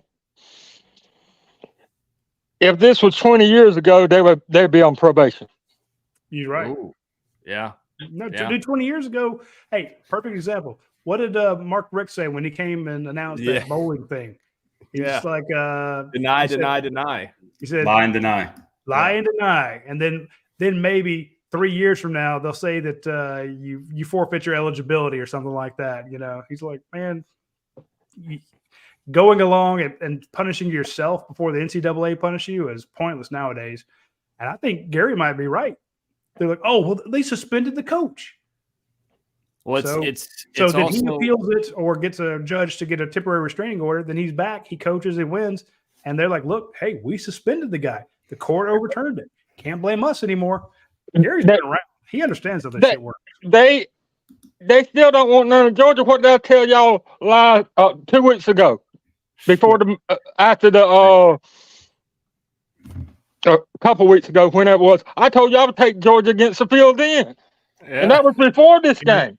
That was after the Florida game. It was. This is what I was going to say. There's too much money in it now. There's too much money in it now for something to happen to Michigan.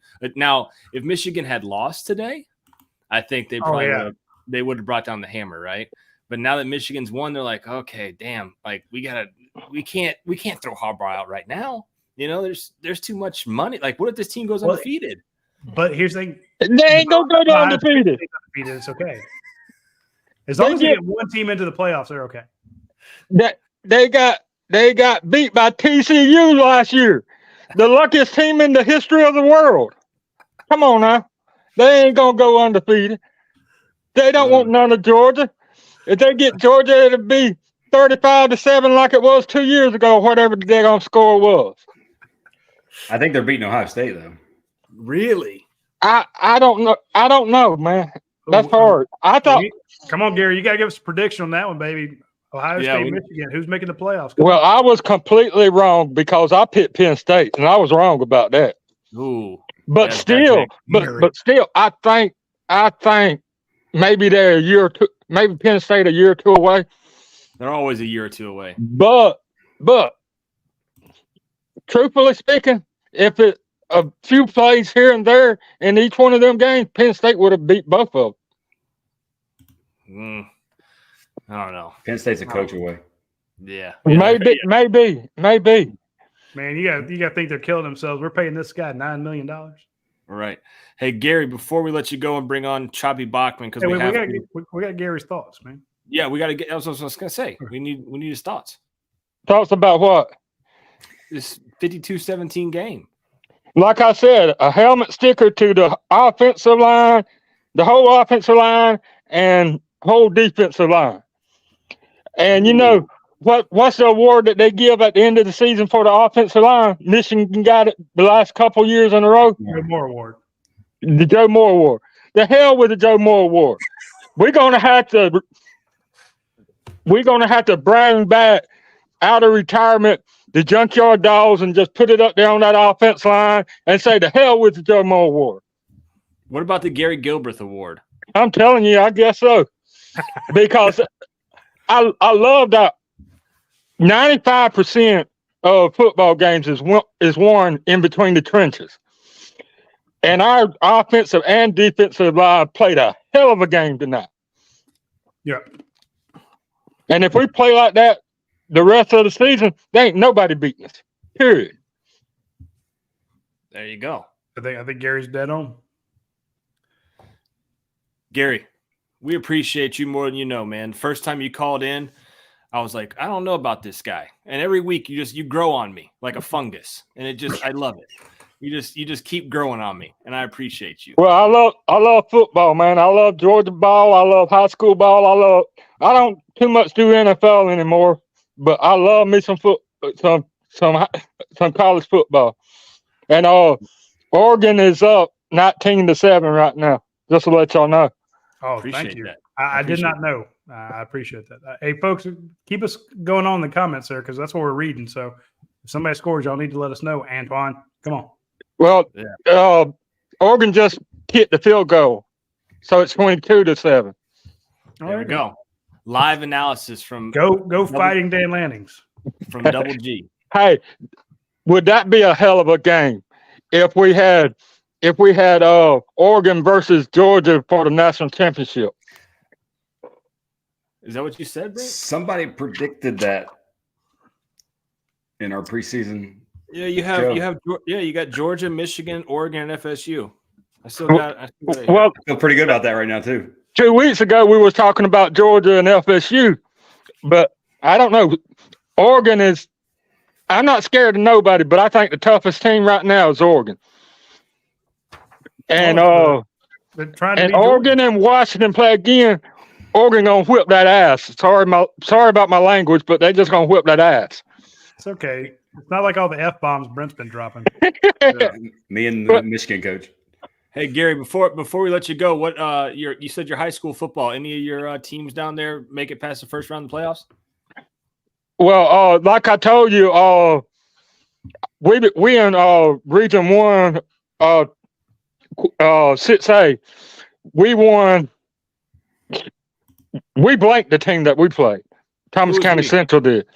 Thomas County Central. Oh man! So you're Thomas County Central. That's your team.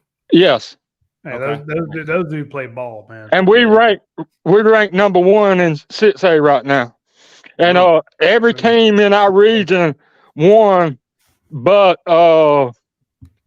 Northside Warner Robins, they lost. Well, that is a tough region. That is a very tough region down there. People say that's the toughest region in high school, in Georgia high school football, period, over all classifications. It could be. It's a tough region down there. Not as tough as you, though, Gary. We appreciate you calling in, man. I appreciate y'all letting me come run my mouth a little bit. Hey, we'll see you next week after. Before we let you go, real quick, score prediction: Tennessee, Georgia. Give it to me.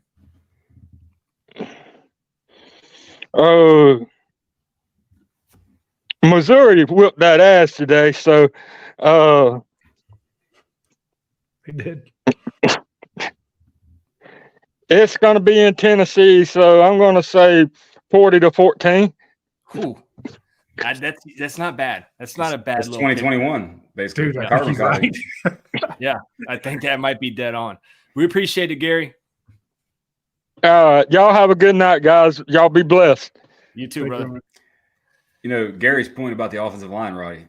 Think how much yards before contact happened. Like Kendall Milton on the 2 long runs wasn't touched. Like one, he didn't get touched till he scored. The other, it was 40-something yards down the field. Was that the same on Dejan's first touchdown? I don't think he was touched. Yes. No. Like I think there'll be a season high in yards before contact. From this game. Sure. Very much for sure. I do want to stay on the offensive line. You know, I love the big guys up front, but somebody's asking about Ladd McConkey. Our own Anthony Dasher spoke to him, talked to Ladd, asked him what happened. And apparently Ladd said he just rolled his ankle, and yes, he could have gone back in. And that's Anthony Dasher and Ladd McConkey saying yes, he could have gone back in, instead of the Kirby Smart saying yes, he could have gone back in when his leg was actually amputated. Kirby always says guys can go back in, and it's not always true. You know what's funny is Holly Rowe, which I love Holly. She does a great job sideline reporting. She said, they're like, "Can you give us an update on Ladd?" And they're like, "Yeah, he's over to the sideline now, and he's got blood running down his calf." And Fowler was like, "That's a description. Maybe you can update us a little bit more after that." So from blood running down his calf to now an ankle, it doesn't make sense. It's a bloody game, man. So that's, I get it. Yeah. Antoine knows Holly's my girl. Yeah. Love Holly Rowe. She's one of the best sideline reporters. Very professional. Always. Yeah. There's, and I've worked with a lot of sideline reporters. A lot of them would call me before coming to a Georgia game, like, "Hey, who do I need to ask? You know, what's going on with such and such?" And not Holly. She's never done that. She's way above my league. But some of the new people trying to break into the business, and what bugs me about certain sideline reporters, male and female, from in the 90s, 2000s, whatever, is they try to make it about them instead of the game. And they're like, "Look at me here on the sideline talking to Uga." You know, I'm like, no, that's not helping my understanding of the game. Did you see Holly, Kirby's? Yeah. She goes in there and dives into the middle of these sidelines, like, "What's going on with your quarterback?" You know, and she gives hard, reporting from the sidelines. And she's another person out there gathering information, not doing sketch comedy on the sidelines. Like, "Look at these signs." I'm like, God, you're just driving me crazy. It's not for entertainment; it's for news, and that's why I respect her. Did you see Kirby pregame when she asked him about, like, how are you going to do this with your true freshman linebacker? He was like, "Well, we've practiced a lot." Almost like, I hope we're going to do okay. We'll see. Right. Hey, speaking of, what do you think of those freshman linebackers? I mean, C.J. Allen was beyond impressive. And it's just anytime you see somebody. Paul doesn't want to give him a helmet sticker. What? Paul said no helmet stickers for him. That was literally who I was. No, actually, I was going to give another one to my boy Tyke. See, I told you. I'm sorry, I didn't mean to cut you off, Brett. But anything you see guys play early like that, they are very strong here. Like, you don't play early at this school without being hyper intelligent or just the freakest, athlete on planet Earth. But a la Damon Wilson. He should play more. But he knows his role. His role as a third down rusher is going to, even his bull rush, like power rush, speed to power rush in the one rep that I remember seeing him was really good. But Stark's play on the third down, I think that Dart ended up throwing the ball away. It was one of the first third downs that they got him off the field. Starks and Tyke communicating. Starks has the outbreaking route. Tyke gets the tight end going up the seam, and Starks slides through this little of crack and gets instant outside leverage on the out route. Like, if he doesn't make that play, like the out route is kind of open, you make good throw there, they're rolling, that kind of thing. It's the strength of their team is the secondary, at least defensively, and that's a good thing for moving forward, I think. I said it before the season started, the secondary would be better this year than it was last year, even though you're losing Chris Smith and Keely Ringo. Because moving Javon Bullard back to safety, that's a win. So him and Malachi Starks are lights out. Kamari Lasser. Didn't know who's going to win the other cornerback position, but I thought that Tyke Smith would be good at star. I did not realize Tyke Smith would be 4 interceptions good at star. Strong against the run, good at star. Blitzing off the edge, getting sacks, good at star. He lit him up today. He was everywhere. That's another guy we can give helmets to if Paul doesn't, get all grinchy on us. It's his ability to deal with offensive tackles, because in essence, oftentimes plays outside linebacker. And by the way, CK3, Julian Humphrey, I think the permanent switch was happening. Like, I thought that was, really? I think that was the. Really? Yes, and I wrote that. I thought the permanent switch was happening, and then he gets hurt, and I was just like, I hate that for the kid. Oh, did anybody see if Kirby Smart said anything about it in the post game? Mr. Bishop here says clavicle likely out for the season, but who knows? I haven't seen it. I broke that news, but I'm not sure. I wanted to see if Kirby said the same thing, because I didn't get it from Kirby mid game. Because, like I said, and short memory, Mr. Everett, because you're about to get picked on big time the rest of the season. Speaking again, that's the weakest link in your secondary. But I don't think the defensive line has played up to what we expected. And the linebacking has been good and bad. I don't say bad, but I mean Smile Munden has been fantastic. They're built for certain teams more so than other teams, I think. Yeah, Dumas Johnson will miss on one play and then go get a sack. So he's been pretty good. For everybody that's crapping on Dumas Johnson, you saw what happens when he's out. So that's why he's your leader. But they're not Roquan. They're not Nakobe Dean. They're still really, really good. But I'm a little disappointed in the defensive front. We thought they were going to see a little bit more. Again, losing Jalen Carter, generational player. But the way everybody was talking in the program about the defensive line, I expected a little more from those guys and not, better gap fits, better getting off blocks. But it said the secondary was going to be better than last year, and the secondary has been phenomenal. So someone said that Kirby said it was a stinger. Is that a Humphrey thing? I don't know. No way. Really? I haven't been able to read. I've been typing my own stuff. That would be a Kirby thing, though. We hear it's a broken clavicle, and he says it's a stinger. So I could actually see that. Antoine gave a. Brent, you out? Yes, I hear the dog. I gotta let the dog out. So all right, dog. And hit the or it's gonna poop on the floor. Is that one of your signs behind you? Let the dog out when it starts whining. No, you got to tell me what's the green one say? I can't read it. So that says it's not what's under the tree that matters; it's who's around it. Charlie Brown. Dear God, yeah. Hey, Christmas is awesome, and we love Christmas at this house. Yeah, I love Christmas too. The lights will be up out on the house soon. As soon as the guy comes and puts them up. Hey, well, call me. I can get you a better deal. All right, but hey, do you know the answer to Antoine's question? I will do that. Yeah, I do. I'll get to it. Yeah. All right, Brent. So Antoine said he gave us $5 for this, and I appreciate it because I was going to answer it for free, and then I saw the $5, so I appreciate it, Antoine.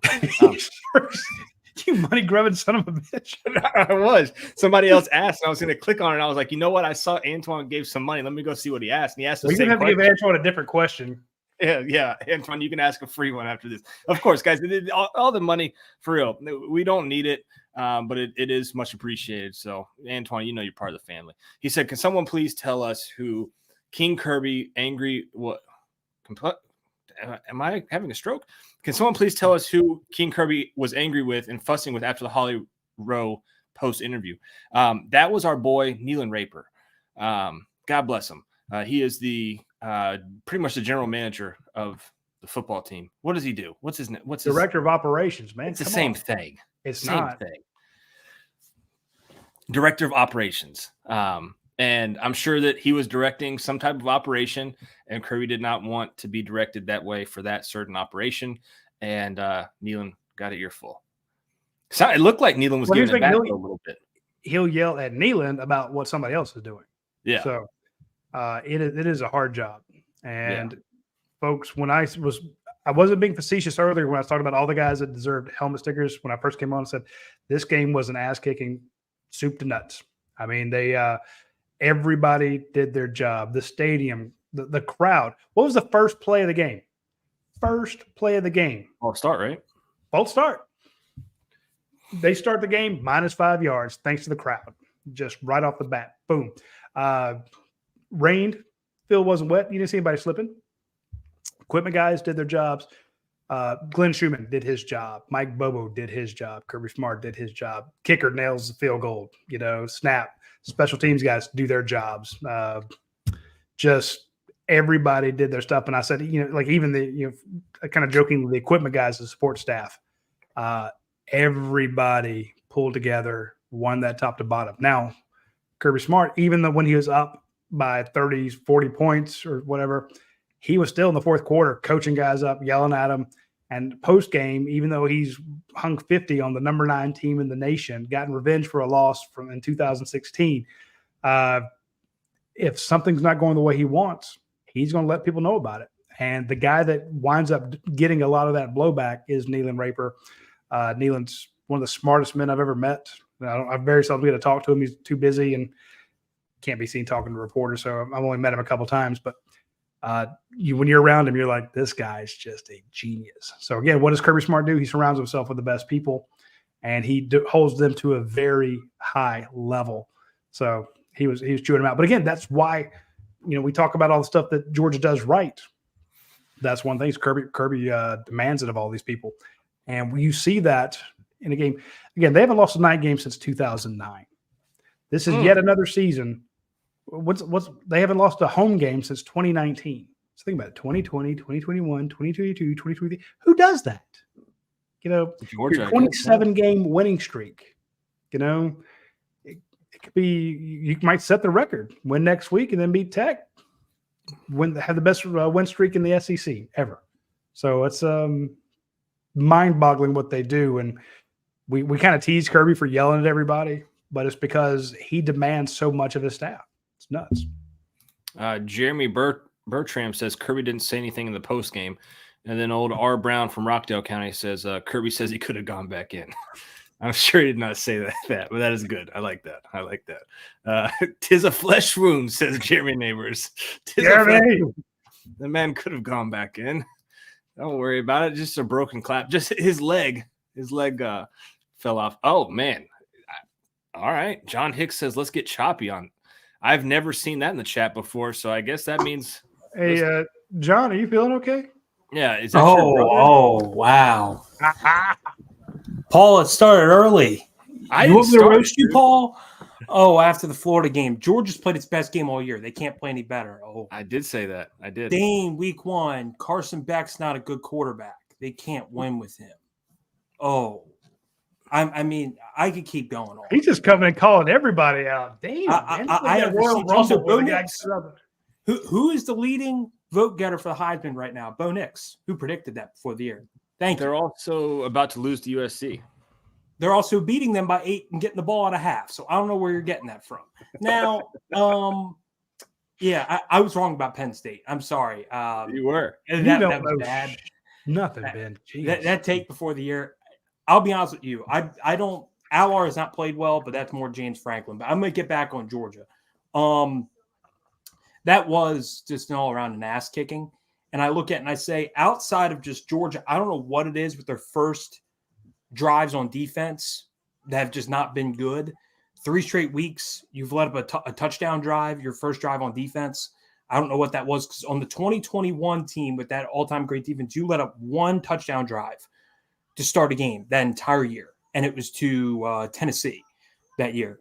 Other than that, you weren't letting teams score the first drive. You weren't letting teams score in the first quarter. So if they clean up that opening game script on defense, I think the defense each week is improving to me. Now, I think the edge play is a bit of a struggle, but like you guys were talking about, the secondary, by default, Dalen Everett's or even if Julian Humphrey's playing, that's who they're going to target, because Kamari Lassiter is a top 5 corner in America. They're the best safety tandem in the country. And at one point, Tyke Smith, when he was at West Virginia, was an All-American. And now he's a, 5th or 6th year player at Star, who's really gotten time throughout his injuries and just being involved in the program, has really gotten to pick the defense up and is a real veteran player who, if he's your number 2 weakness, and he's been deadly in coverage this year. He struggled earlier in the year against the run, but he's improved there.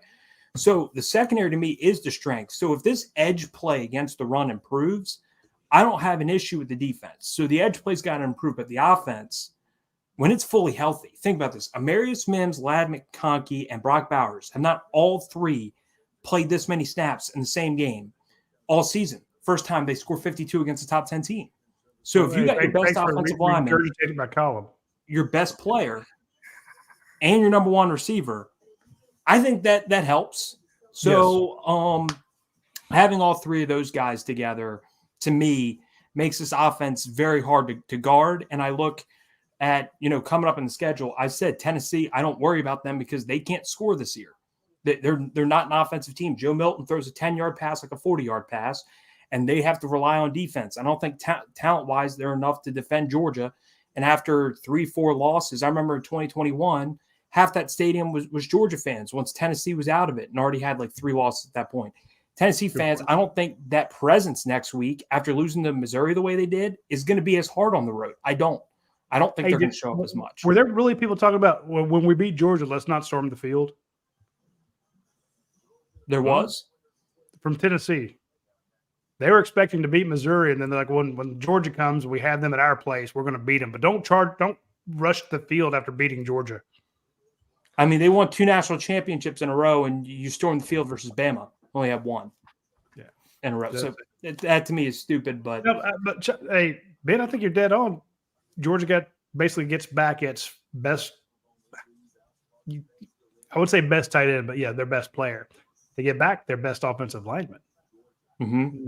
You know, at Amarius Mims, and they finally got back their best wide receiver. You know, he missed 4 games early on, and that was one of the things I put in my column was like, look, yes, Brock and Ladd did play together, but if you go back to that first game against Auburn, Ladd got 4 throws. You know, that was his first game back. So Ladd, you know, he's always beaten Auburn. Then against Kentucky, he had 1 catch. You know, they were trying to work him back in. Then he's finally kind of full health against Vandy. Yeah. Brock Bowers gets hurt, and then he's out. It's like, and of course, in some of the 3 of those games, there's no Amarius Mims. So it's like, this is just. But one of the things I wrote about was the fact that, okay, you're getting all these guys back. And remember, Kendall Milton missed a lot of time banged up. Now he's healthy and looking rounding into form. This offense is scary, and you've got a Carson Beck. We talked about everyone's giving Dane all sorts of help for saying Georgia can't win a championship with him. In his first few games, you kind of felt like this guy is good, but he's not Stetson Bennett. He's not had 1 game in which he's not thrown over 250 yards. He had another 300-yard game today. 72% completions, 300 yards, 2 touchdowns. Learning to use his legs, looks more confident. He's even comfortable in the post-game interviews. Those are completely different. This guy's getting comfortable. He's probably coming back next year. This is a whoa! You can't just say that. And just there's a very good possibility. I mean, Roddy, the media says J.J. McCarthy's in the Heisman race. The guy didn't throw a pass in the second half. Had 60 passing yards. Dude, screw the media. The media doesn't know crap. I'm part of it, and they let me in. There's no gatekeeping to get into the media. Yeah, if you can fog a mirror and start a website, then you can call yourself in the media. But the point is, this offense, teams would kill to have this offensive line. I love the guy saying, Clint coming on saying the Joe Moore Award, screw that. I'm going to give him the Clint Award, whatever. You have 5 starting offensive linemen and 2 guys that can come in and spell them. And Kirby actually said in the post-game press conference, they're like, talk about Amarius Mims coming back. He said, well, we had Truss flipping sides. We had between Truss, Mims, and Ernest Green, those guys were unselfish. No one got whiny about it. He said no one complained. No one got their feelings hurt. We rotated them around, and there you're bringing in Dylan Fairchild and Micah Morris. He goes, we are fresh. That offensive line is fresh. And then you've got 3, 4, 5 different guys that can carry the rock. Georgia can kill you through the air. They can kill you through the ground. They can kill you in the special teams. And the defense is pretty damn good. You can't throw on them. The only thing you got to worry about is can a team run on Georgia. And they're getting better against the run as we speak. So Georgia's peaking. They're going to run through Tennessee. Of course, they'll kill Tech. And we had somebody asking, how do they match up with Alabama? And I know the coaches will never look ahead to that. But what did you see from Alabama today there, Ben? Because they look pretty damn good. Well, they do look good. And you look, Kentucky, I think, I don't know what Kentucky is this year, but at the same time, the thing I see Alabama and Georgia actually very similar in the sense of at the beginning of the year, we didn't know if Jalen Milroe was their starter. He got benched. Ever since he came back, I mean, the Ole Miss game, he was kind of shaky versus Ole Miss. That was his first game after being benched. He was kind of shaky. But then each week, it was improvement with him. So I think with Carson Beck early, there were moments in the Auburn game. There was a couple moments early where he just seemed gun shy versus South Carolina. Or they weren't calling plays where he could throw it. Yeah, and now I don't know. I agree with you. I'm looking at, like, today, I saw there was a short pass to Dejon Edwards where he saw the blitz coming. He saw, okay, I got a lot of space over here to the left. Oh, yeah, that was and I was like, this guy's making checks at the line. He just feels comfortable. I see him running the ball. Like, he had 2 or 3 runs today, which I'm like, beginning of the year, I don't think he's taken off that quick. So I think when you look at him, he is more comfortable, and Jalen Milroe is too. So I think the thing is, my big concern with Alabama's, like we've talked about all year, the edge defense when it comes to the run, and just he's a quarterback that can carry it. He's the best, runner with the football of all the quarterbacks you're going to play. by far. So that is a concern where I think if they don't mitigate that, they could be in trouble in that game. But if they can stop the quarterback run, I feel good about Georgia because Dallas Turner is the one edge guy who might be able to get to you, but I don't think their pass rush is as elite as some people think. They have a couple young guys in the secondary. Besides Kool-Aid McKinstry, they're kind of inexperienced there, and Terrion Arnold is in a natural corner. I think Georgia could put up yards on Alabama. So I still like Georgia in that one, but if they don't fix the edge run defense, it's going to be some trouble. Very fair. I am worried about Milroe. I was a Milroe believer, fanatic, if you will, even when they lost to Texas. It was all about acceleration. He decides to tuck the ball and run, and he bolts out of the backfield so fast. I'm like, holy crap. Roquan Smith would have a hard time catching this guy. Nakobe Dean would have a hard time spying this guy. He is so explosive with those giant thighs and can take off. Then, of course, he missed some wide open passes. I'm like, okay, he's not scaring me as a passer, although he does flick it 50 yards downfield, almost instantaneously. But as a runner, he's pretty dangerous. And you're right. They've got, Dallas Turner is bad, but Georgia runs 12 personnel. I'm like, okay, we're going to chip him. And then we're going to let those wide receivers, tight ends go out and do their thing. So, yeah, this offense is just filthy. And I feel a lot better after this game. Tennessee looks so good. And as their commenters are saying, Georgia broke Kentucky. I'm like, yeah. I don't think the Kentucky that played Alabama today is as tough as the one that played Georgia. But also, it's a crazy stat. Georgia had 0 negative plays today. Obviously penalties, but they're not, regardless of play. That's mine. 0 negative plays. 0. Didn't get sacked. Carson Beck didn't get hit once. He didn't get tackled once. Didn't get touched. And then you look behind, they had no TFLs. There were times, late in the game when they put the backups in, I'm like, Ole Miss knows that they're running the ball. Even with Brock in there, I'm like, I'm kind of shocked Brock didn't tuck it a couple times because Brock, even in some of the mop-up duty and G-Day when we saw him, I've seen him tuck the ball a lot. I'm like, they know you're running the football, and they're just running right down their throats. Like, they had 299 yards, basically 300 yards rushing and over 300 yards passing. They did whatever they wanted. The thing is, and this is my concern with, if I was a Michigan fan, Michigan to me, I know J.J. McCarthy, a lot of people hype him up. They don't have an elite passing attack. I think Georgia can be an elite air attack and run attack. I don't think Michigan's as balanced of an offense. I don't. Georgia can cover them, and McCarthy has never been in a situation where I have to be in a shootout. He was once. It was against TCU, and he lost to TCU in a playoff. So that's why I'm not as concerned about Michigan now, because they're not balanced on offense. When you have a balanced offense like this, you're dangerous. I think Milroe's growing as a passer, but my knock on Bama is their receivers. A lot of his big completions, guys are wide open, a lot of busted coverages. So I still don't fully believe in him as a passer. I think now he's a respectable thrower, but I still don't think if he has to hit a big tight window throw downfield, I don't trust that yet. So that's why, or Beck, I think he can. My only knock on Beck, though, the deep ball accuracy needs to be a little bit more pinpoint, because if he can get that down, I think NFL teams will be all over Beck. I think BR is correct. If you hit Milroe as hard as you hit Dart, Milroe would make mistakes. Yeah, anybody would make mistakes getting crushed in that. Did you see that the final replay they showed of Jackson Dart when they obviously hit him? His eyes were closed as he was going to the ground. Obviously, I said that on the watch along show. I'm like, yeah, he was knocked the fuck out. His eyes were.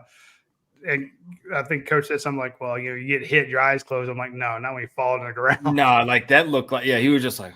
Well, it was that shoulder right into his body, and then it's like hammer and tong. I'm like, man, that's a nasty hit. Yeah, I hope he's okay. Has anybody heard? I would be extremely surprised if they say he did not have a concussion, which was crazy to me because they brought him back onto the field afterwards. They showed him on the sidelines, and I was like, that's the worst place to have this kid with all these bright lights. I'm curious if he has. Also, here's the thing on the same channel, guys. When we in the show, be sure, for those of you who are on our YouTube channel and our Facebook page, we will have the Lane Kiffin press conference recorded and posted, so you can go in and actually watch what he said. And I'm sure it'll be in Dash's news and notes. So The Thai Dog says the Dogs look like a championship team here in Thailand. So we've had somebody from Taiwan and Thailand tonight. What time is it in Thailand, Thai Dog? Curious. Let me know. Also, I do have a quick question. Do you guys think Beck right now is almost a lock to be a Heisman finalist at this point? Like, I looked at the odds.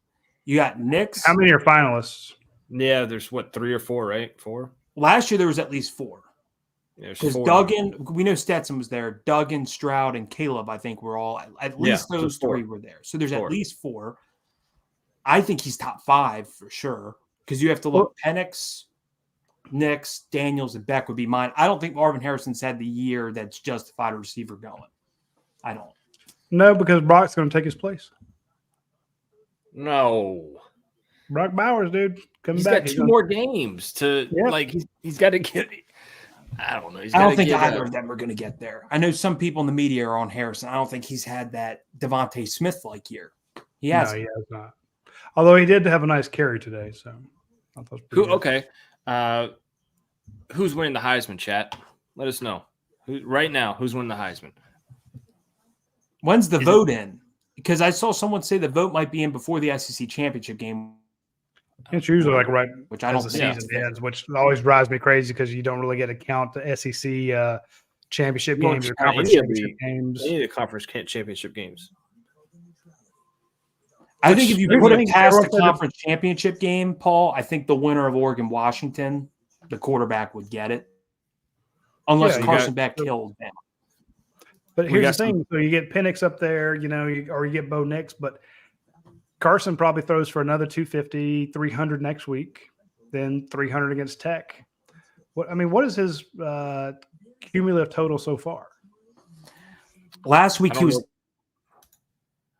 how much 8th in passing in the country.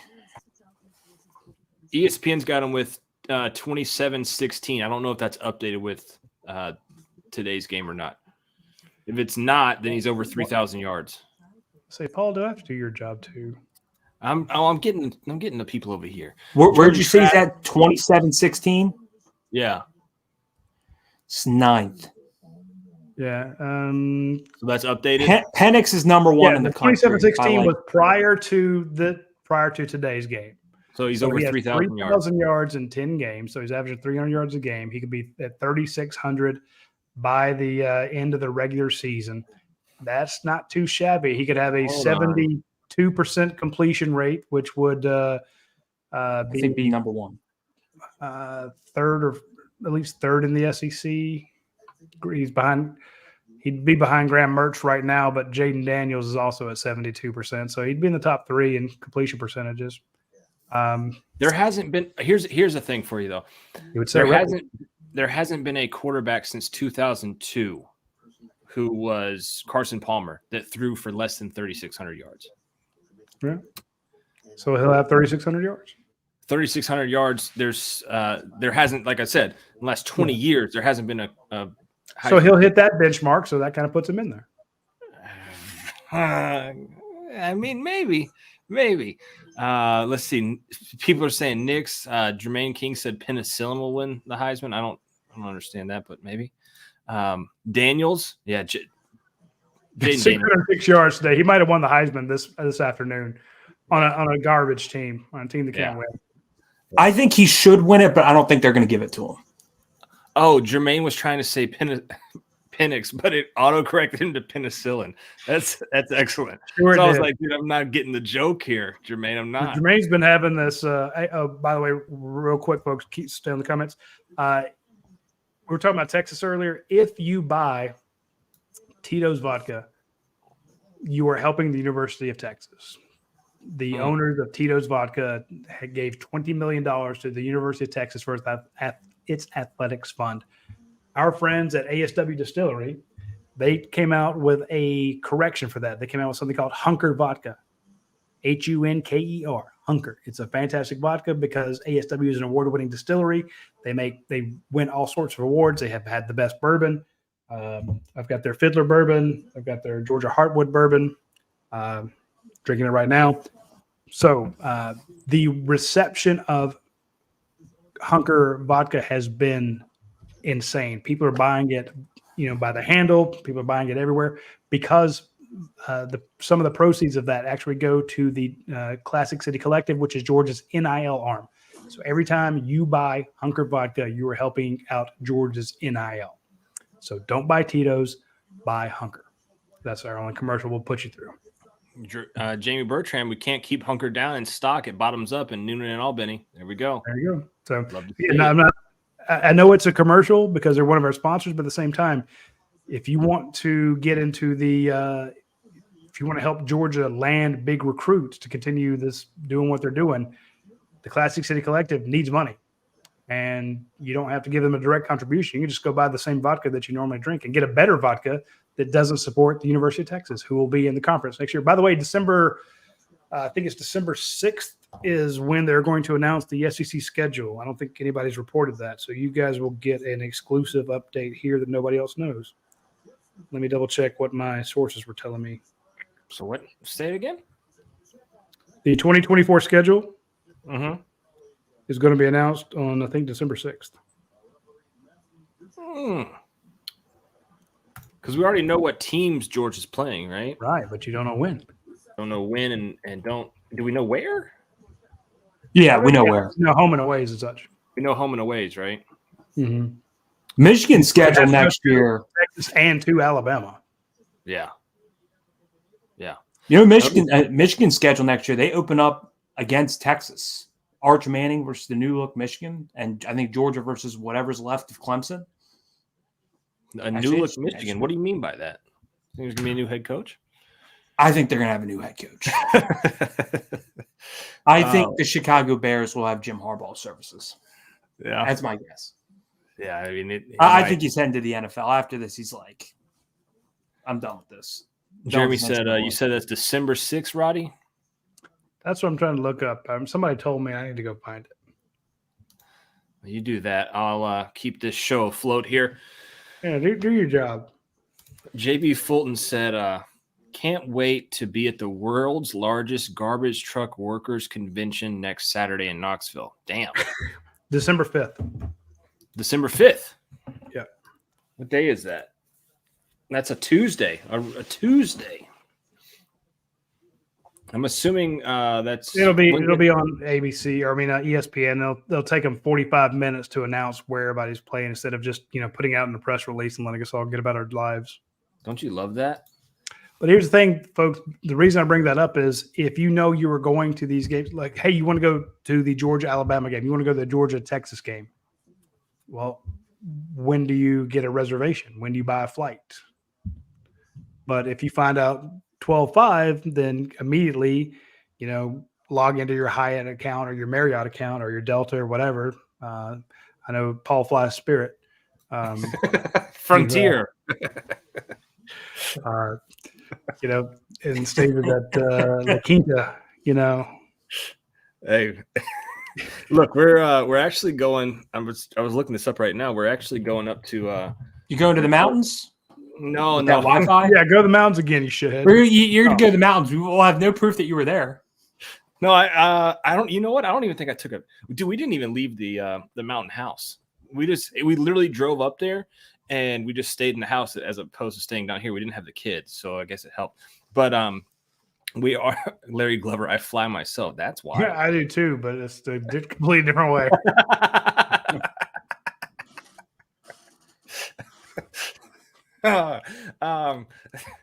Yeah, so for the Georgia Tech game, I'll be in Ohio. I'll bring my computer with me though, but we're flying first class, baby.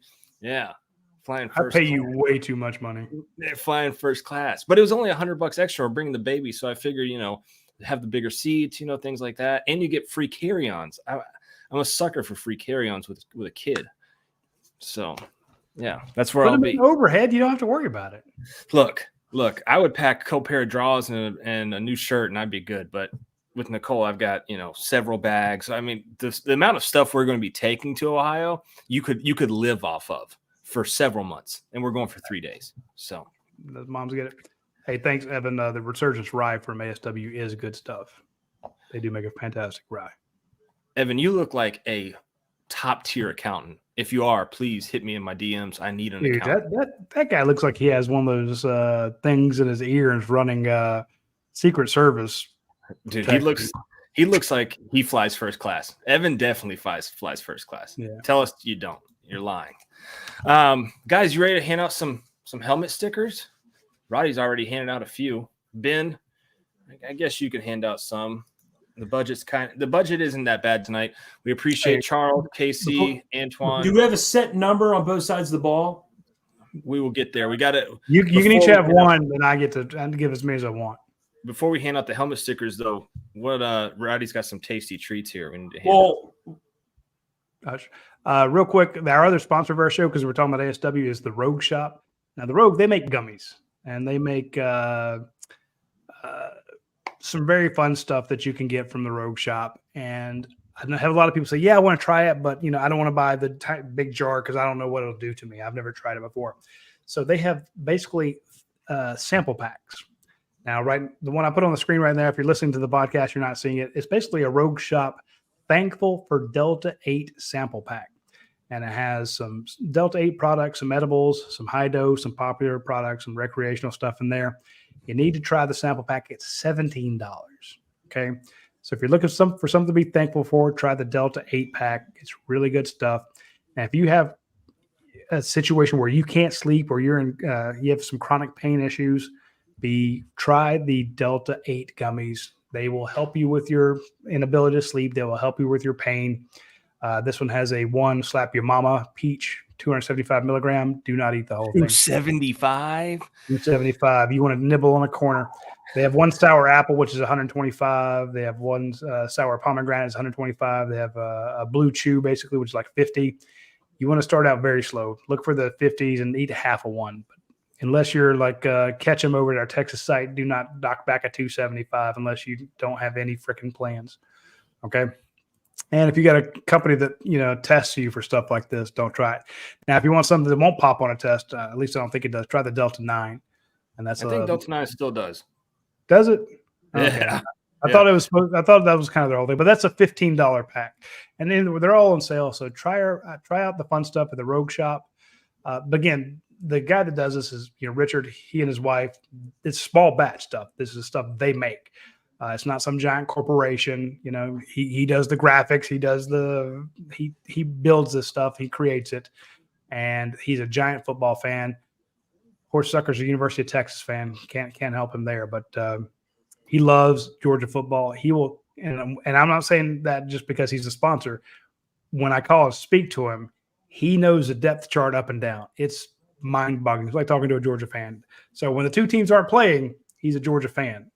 If they play each other, he'll pull for Texas. But he's a former military guy who was having a lot of pain, and basically the VA couldn't help him.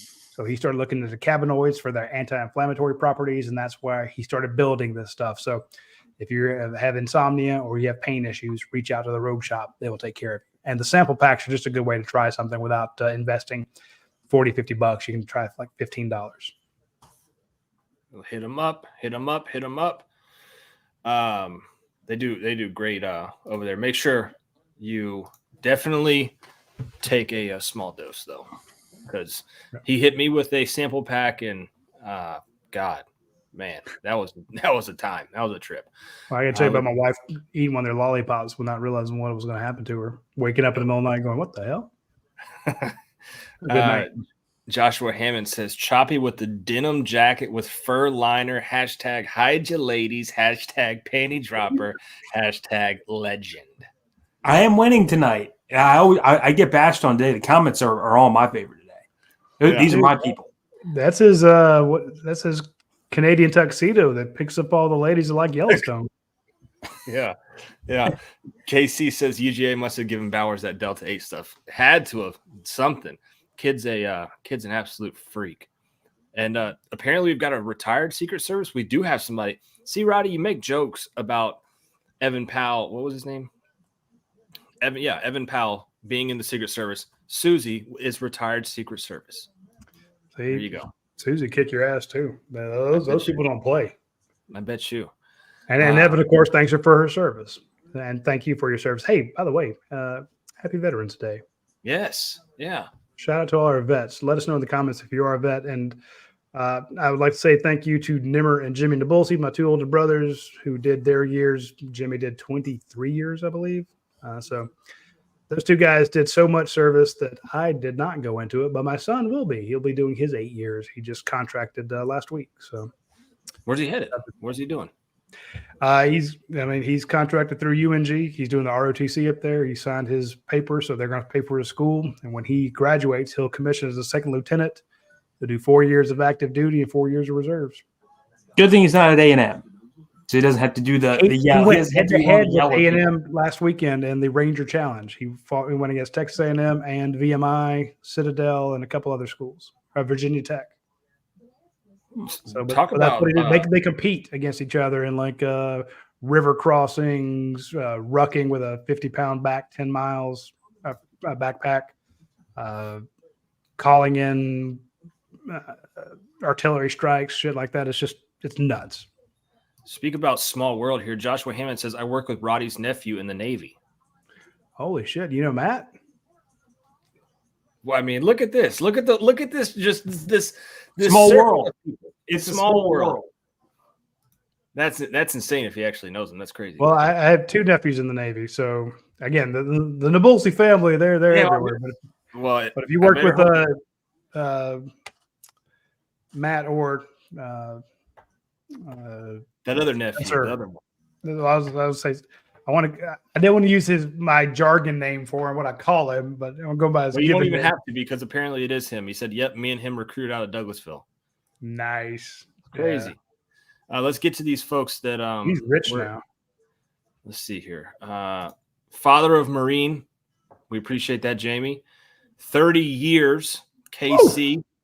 Retired January 2023. See, that's why he can give super chats. He did 30 years. This guy's a badass.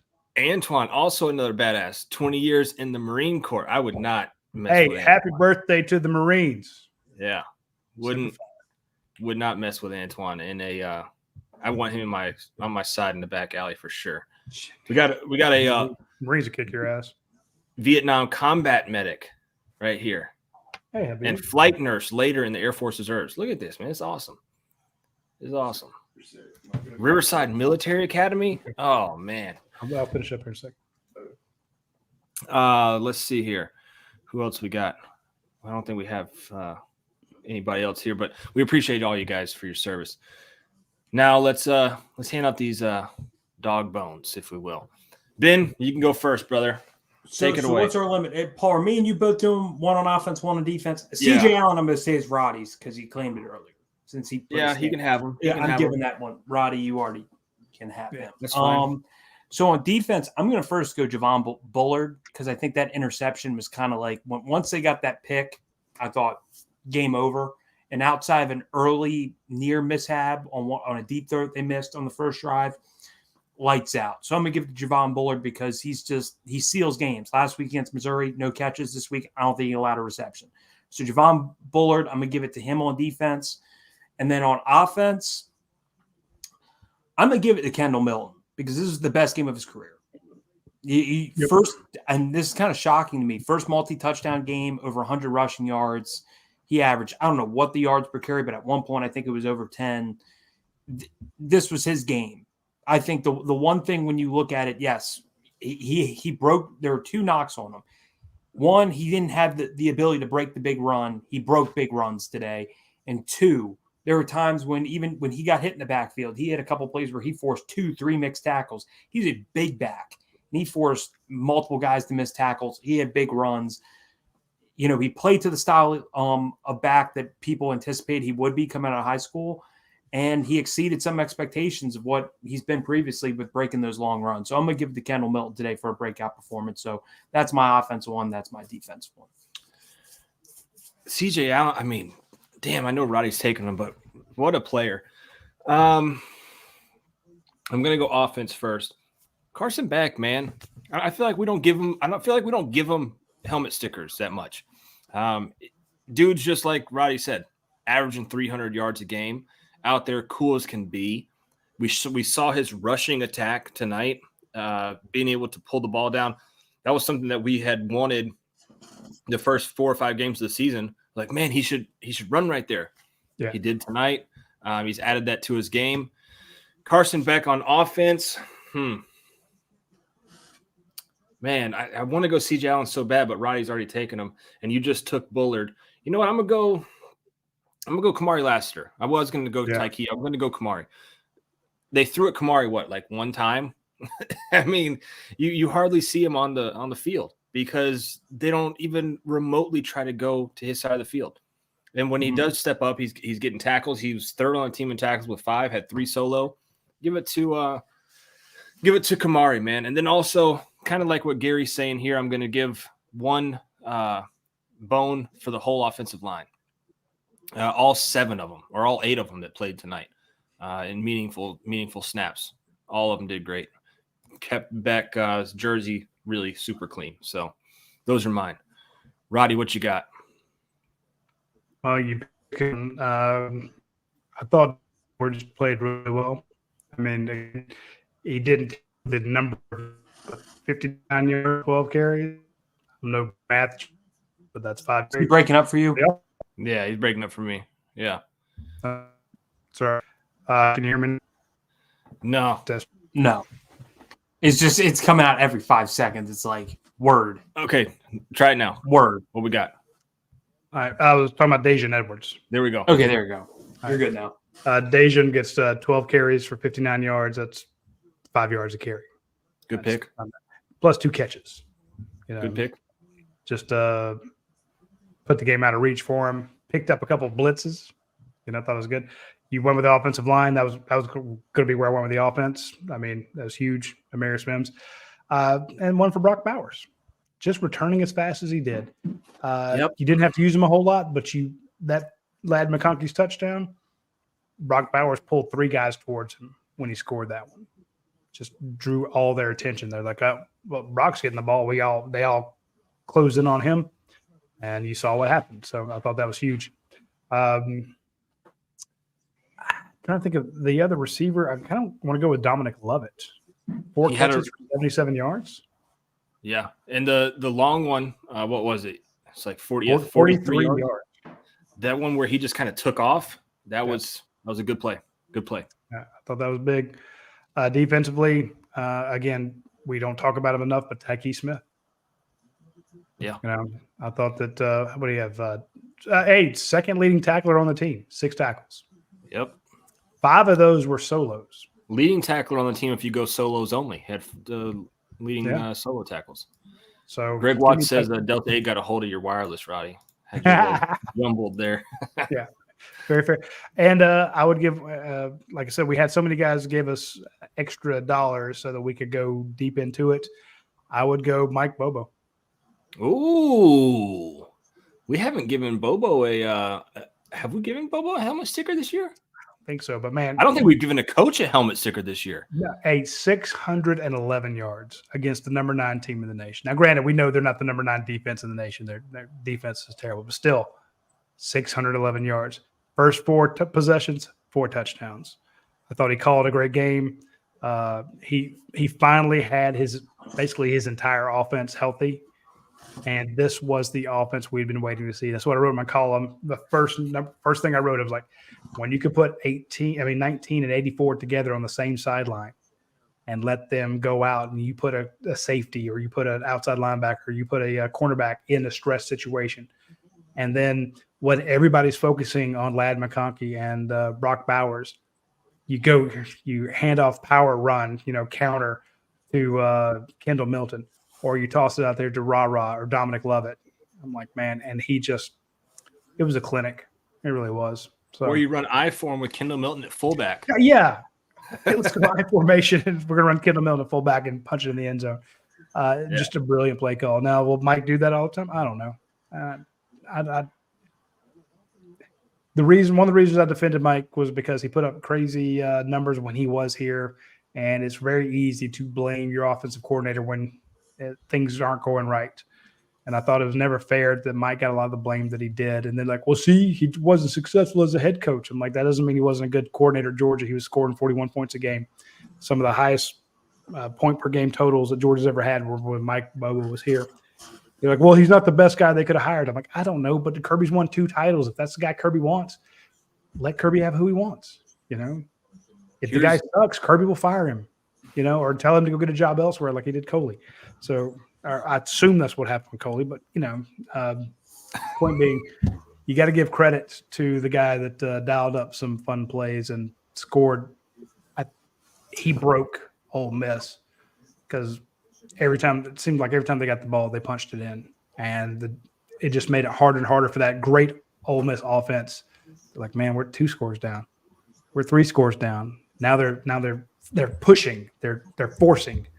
Now we're 4 scores down. Now it's over. Mm-hmm. So it was like a great defense, just putting so much pressure on that offense that they started making stupid mistakes. I'm trying to find. Also, Paul, real quick, you know what I find interesting? I think Georgia holding Ole Miss in a game where Ole Miss probably got more plays and they're a team that can both throw and run, be more balanced than Penn State. I look and I say holding Ole Miss to 17 points is more impressive than holding Penn State to 15. Penn State offense, which is inept, which is also part of my reason why I think Georgia over Michigan right now, because I think Georgia's defense is as good, if not better than Michigan. I've been saying it. Georgia is a balanced offense. And that's why I think when people say on the film and the eye test, Georgia's number 1. And now with the resume, you look and you say Missouri, they might be a top 10 team or bottom top 10 team, like 9, 10, 11 in that range. Ole Miss is only going to have 2 losses this year. They're a 10-2 team. I look at it and say those 2 compared to where Penn State looks with their inept offense, and they struggled with Indiana and teams like that. And Notre Dame, who I think is kind of fallen down the wayside. What do they have, like 3 losses at this point? And Ohio State really should have lost that game. I think Georgia might have a better resume than Ohio State. So I think Georgia's moving up to 1 this week. Because Jeremy Neighbors asked the question, who's your top 4? I think it's going to be Georgia 1. I think the interesting question is who's 2 and 3 between Michigan and Ohio State. Well, it'll play itself out. Real quick before we get out of here, Ben, the line seems to be out. I can't believe this is the line for Georgia, Tennessee. I will ask you, what do you think the line will be before I tell you? What's the line? Georgia minus 18. No, sir. Nowhere close, actually. The line is minus 8. Georgia, minus 8. So I don't know what Vegas knows, but I don't see that. 8? Just 8. That line's going to swing. Yeah. I think Georgia wins by at least 17. That's crazy. Minus 8 is insanity. So, yeah. Because you look at this past week, I'm like, Ole Miss minus 11 or 12. And I'm like, okay, that's reasonable. Missouri being around 2 touchdowns. Okay, that's reasonable. And they covered. Tennessee minus 8 with how they're looking. They can't score. Yeah. That's crazy.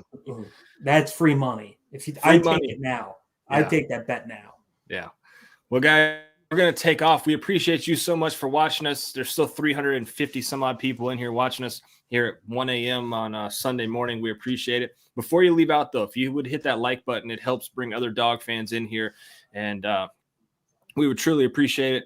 For everybody that, donated, Charles, Casey, Antoine, Guy Bob, Joshua Patterson, Jamie Bertram, we appreciate it. And then everybody that commented, all of you guys, we appreciate it so much. The show is not it's not a show without you guys watching and commenting throughout. So we appreciate it more than you know. And we will see you next week. What time's that game next week, Ben? 3:30.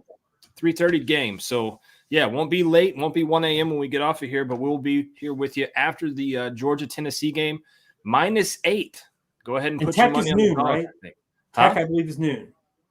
Yeah, Tech's, I think, always. Okay, that's even better. Yeah, even better. Love it. Love it. But, guys, we appreciate you so much. Before you head out, please hit that like button. It helps us a ton. If you're not subscribed to the channel, why not? Go ahead and hit that subscribe button as well. Notifications on. And we won't be here tomorrow for the Things Georgia Collins show. I've got to do some TV tomorrow. So if you want to watch 11 Alive, I will be on there. So we appreciate you guys. And Ben, any last words? Salute to everybody out there and the troops. Yeah, there you go, Ben. Georgia, Big winners, 52-17. This is the post-game overreaction show presented by UGA Sports. For everybody that called in, we appreciate it. I'm Paul Meharry. We'll see you next week.